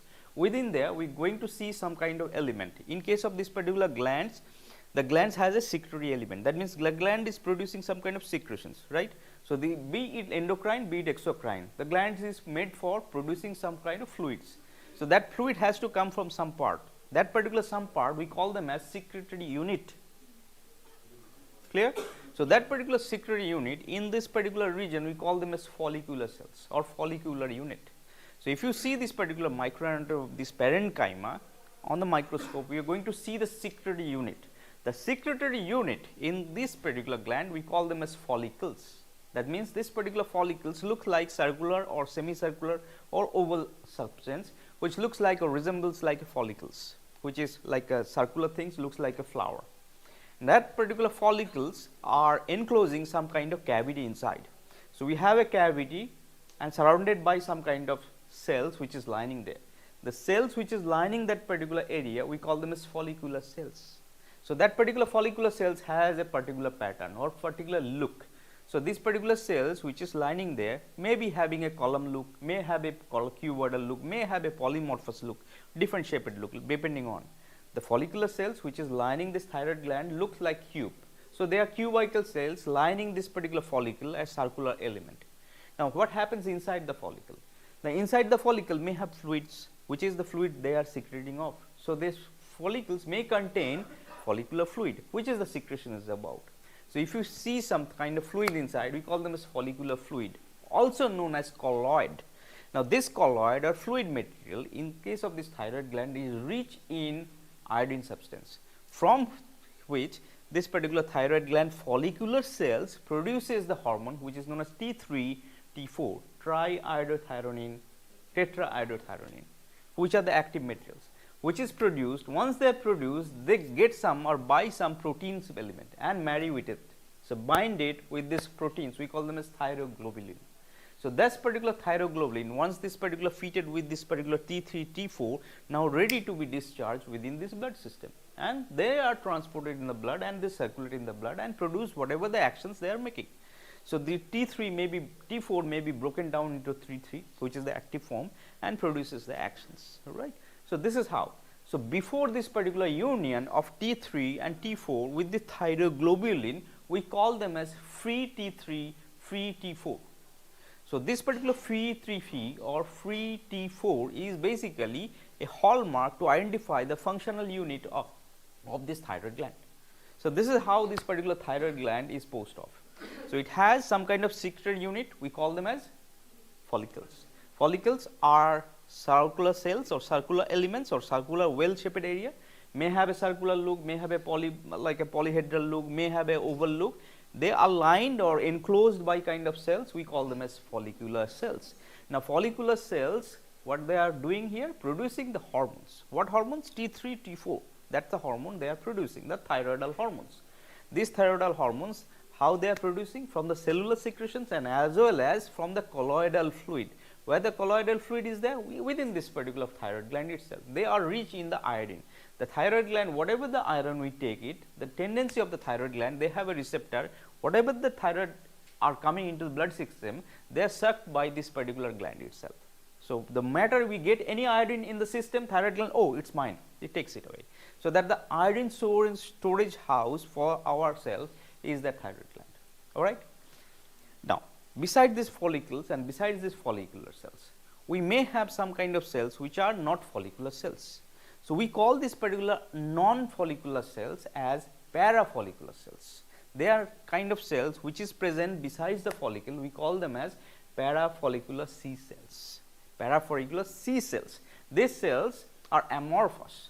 How do the follicular cells look like? We said that it's cubes. The parafollicular cells, they do not look like cube, they are amorphous. That means they may be circular, they may be just like polyhedral, they may be oval. That's why we call them as polyhedral. That means they could be anybody, they could be everybody, right? These kind of cells, they are very tiny and they are present between the follicles. That's why we call them as parafollicular cells. Now, these particular parafollicular cells we are not going to see with the 10x zoom. So, whenever you are seeing that, we are using this magnification into 10x times, and that is the hallmark, that is the standard for us. We are not going to zoom it 100 zoom or zoom it 1000 zooms, because we have to train our eyes to identify the tissue with 10x magnifications. So, we stick to that particular magnification point and train our eyes and mind, so that with that magnification we will be able to identify the organ with identifying features. So, with this 10x zoom we cannot identify these parafollicular cells, we are only going to see the follicles and follicular cells and the pholloids. All right. So, this is the essence of this particular gland, that what we are going to see. Now, we are going to discuss with this some pictures that clears the doubts or whatever the things I am saying, and later on we will be going to see how these things looks like in a microscopes. So, as I am saying, this has capsules and this particular capsule penetrates deep into it and divides this gland into smaller lobes, lobules, and within this particular region it looks like this. So, this is a particular thyroid gland in a schematic picture, it is not a real picture. It is ideally the thyroid gland should be looking like, and in between them you see that this particular areas is penetrated and created by some kind of elements which is known as the lobes or lobules. Within this particular lobules we are going to see different shaped follicles. So, these particular follicles are resembling like the follicles we have in ovary. When you are going to see the ovary slides, we are going to see the follicles. We call them as ovarian follicle. In case of the thyroid, we call them as thyroidal follicles, right.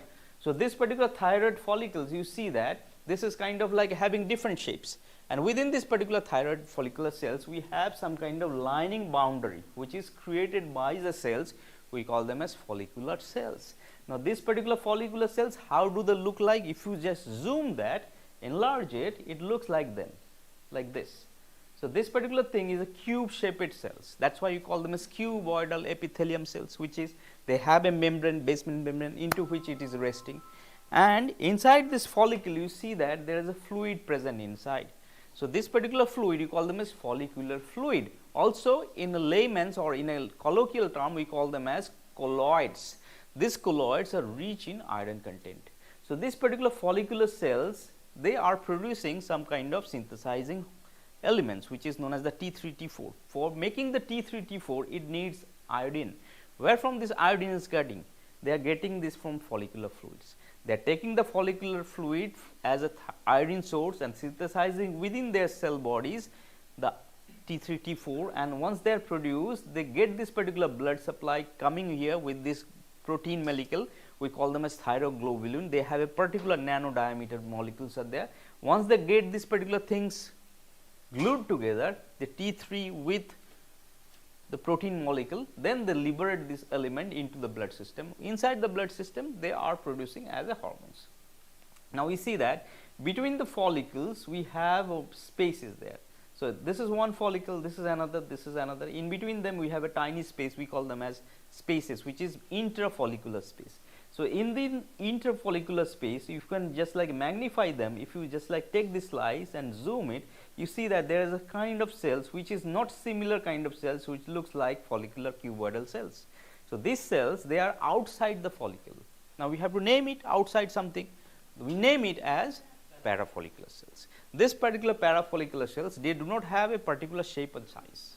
That means, they are not uniform guys, they are trained with the follicles, they are looking similar, but in case of the parafollicular cells, their shapes may vary, circular, oval, polyhedral, different shapes are there, and they are clusters. That means, they are together and remaining as a cluster element. That means, they do not have a proper shape, as because they are clumped together, they takes a shape. So, the moment you spread them in a sheet, they will take a shape of a sheet. If you place them in a ball, they will take a shape of the ball, like that. So, this particular parafollicular cells, they have produced different kind of hormone, we call them as calcitonin. So, that particular calcitonin hormone which is produced by parafollicular cells, which deals with calcium metabolism, with other hormone which is known as parathyroid hormone, which is coming from the parathyroid glands. They are counterbalancing hormones. In case of the thyroid glands, we have T3, T4 which is produced here. They are dealing with the rest of the metabolites, growth, etc., etc. So, this is how this particular element is divided off and devised off. Now, this is how this normal thyroid gland should be looking like. So, we have to train our eyes. This is the normal zoom, this is the normal magnifications. We have the capsules which is present outside. This capsule penetrates in here, we call them as trabeculae, and creates this particular small lobes which may be complete, which may be incomplete lobes or lobules. Within this particular lobules, we may see some kind of blood vessels penetrating through in the cross sections. Now, if you take this particular colloids, they are filled with this kind of fluids, we call them as colloidal fluid, like lined by these particular cells, we call them as follicular cells, and outside them we may see some kind of parafollicular cells. But in a 10x zoom, this particular zoom is not helpful for identifying very vividly the parafollicular cells. We need a higher magnification to identify the parafollicular cells, which is beyond us or beyond our curriculum. So, in theory, we know that the parafollicular cells are existing, but that particular seeing them is beyond our curriculum. We are not going to deep that things. Once this particular thing is magnified into 100x like this, then you can see some kind of parafollicular cell clusters over here, amorphous cells, which are C cells, right. So, this is how we are going to see this. Now, if you take this particular follicles, you see that this particular follicles, where you see that the follicles are homogeneous, that means they all look similar, maybe the size is different, but they have all filled up with fluids. So, in case of this particular tissue where the thyroid gland is taken, they are uniform kind of follicular cells or follicles are there, but in realities you may see different types of thyroid follicles. Some of them may be empty, some of them may be half empty, some of them may be full, depending on the status of these particular follicle cells. If the follicle is resting, that particular follicle is filled up with complete fluids, that means it is a colloid which is complete full there. If it is half active, then we have the half amount of these colloids are there, and if it is fully active follicles, that means it is producing too much of hormones, that time it is less fluid inside, because they are taken up, all this particular fluids are taken up for productions of the hormones and they are released. That is why this particular follicles are inactive forms. So, this is highly active form of the thyroid follicle, this is intermediate forms, and this is a resting stage of the thyroid gland. Not at a single point of time all the thyroid follicles are producing the hormones. Some of them are recruited, some of them are resting, some of them are half done, half not, right.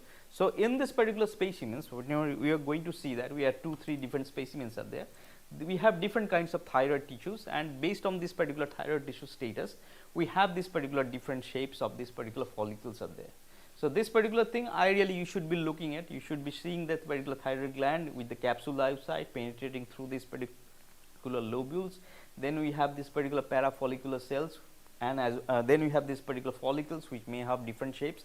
The follicle itself may have different kinds of lobes, some of them empty, some of them half empty, some of them are full, because of this particular thyroid follicles of nature of the how this particular glands is working, right.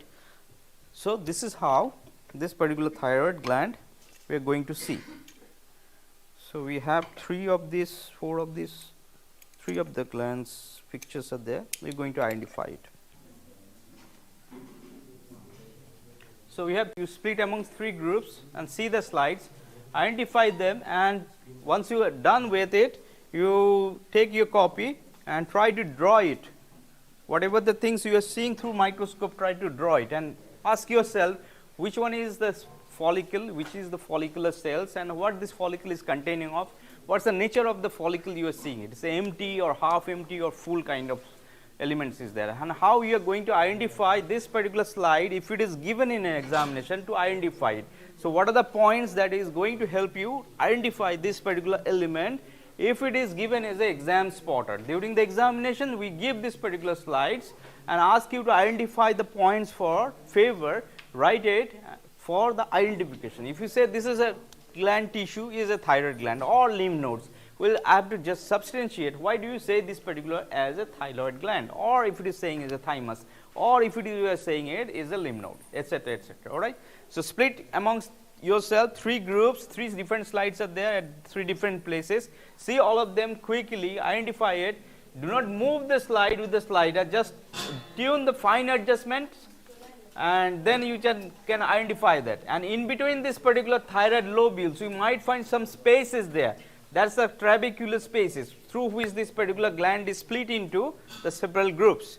So, you can identify them very well. So, we have these particular things which is in a 10x zoom, that is how exam zoom is allowed for it. So, 10x zoom, this particular thyroid gland should be looking like this in the picture, and you compare, just look into it, identify it, then move to the next slide, identify it, then move to the third one, then you draw your picture.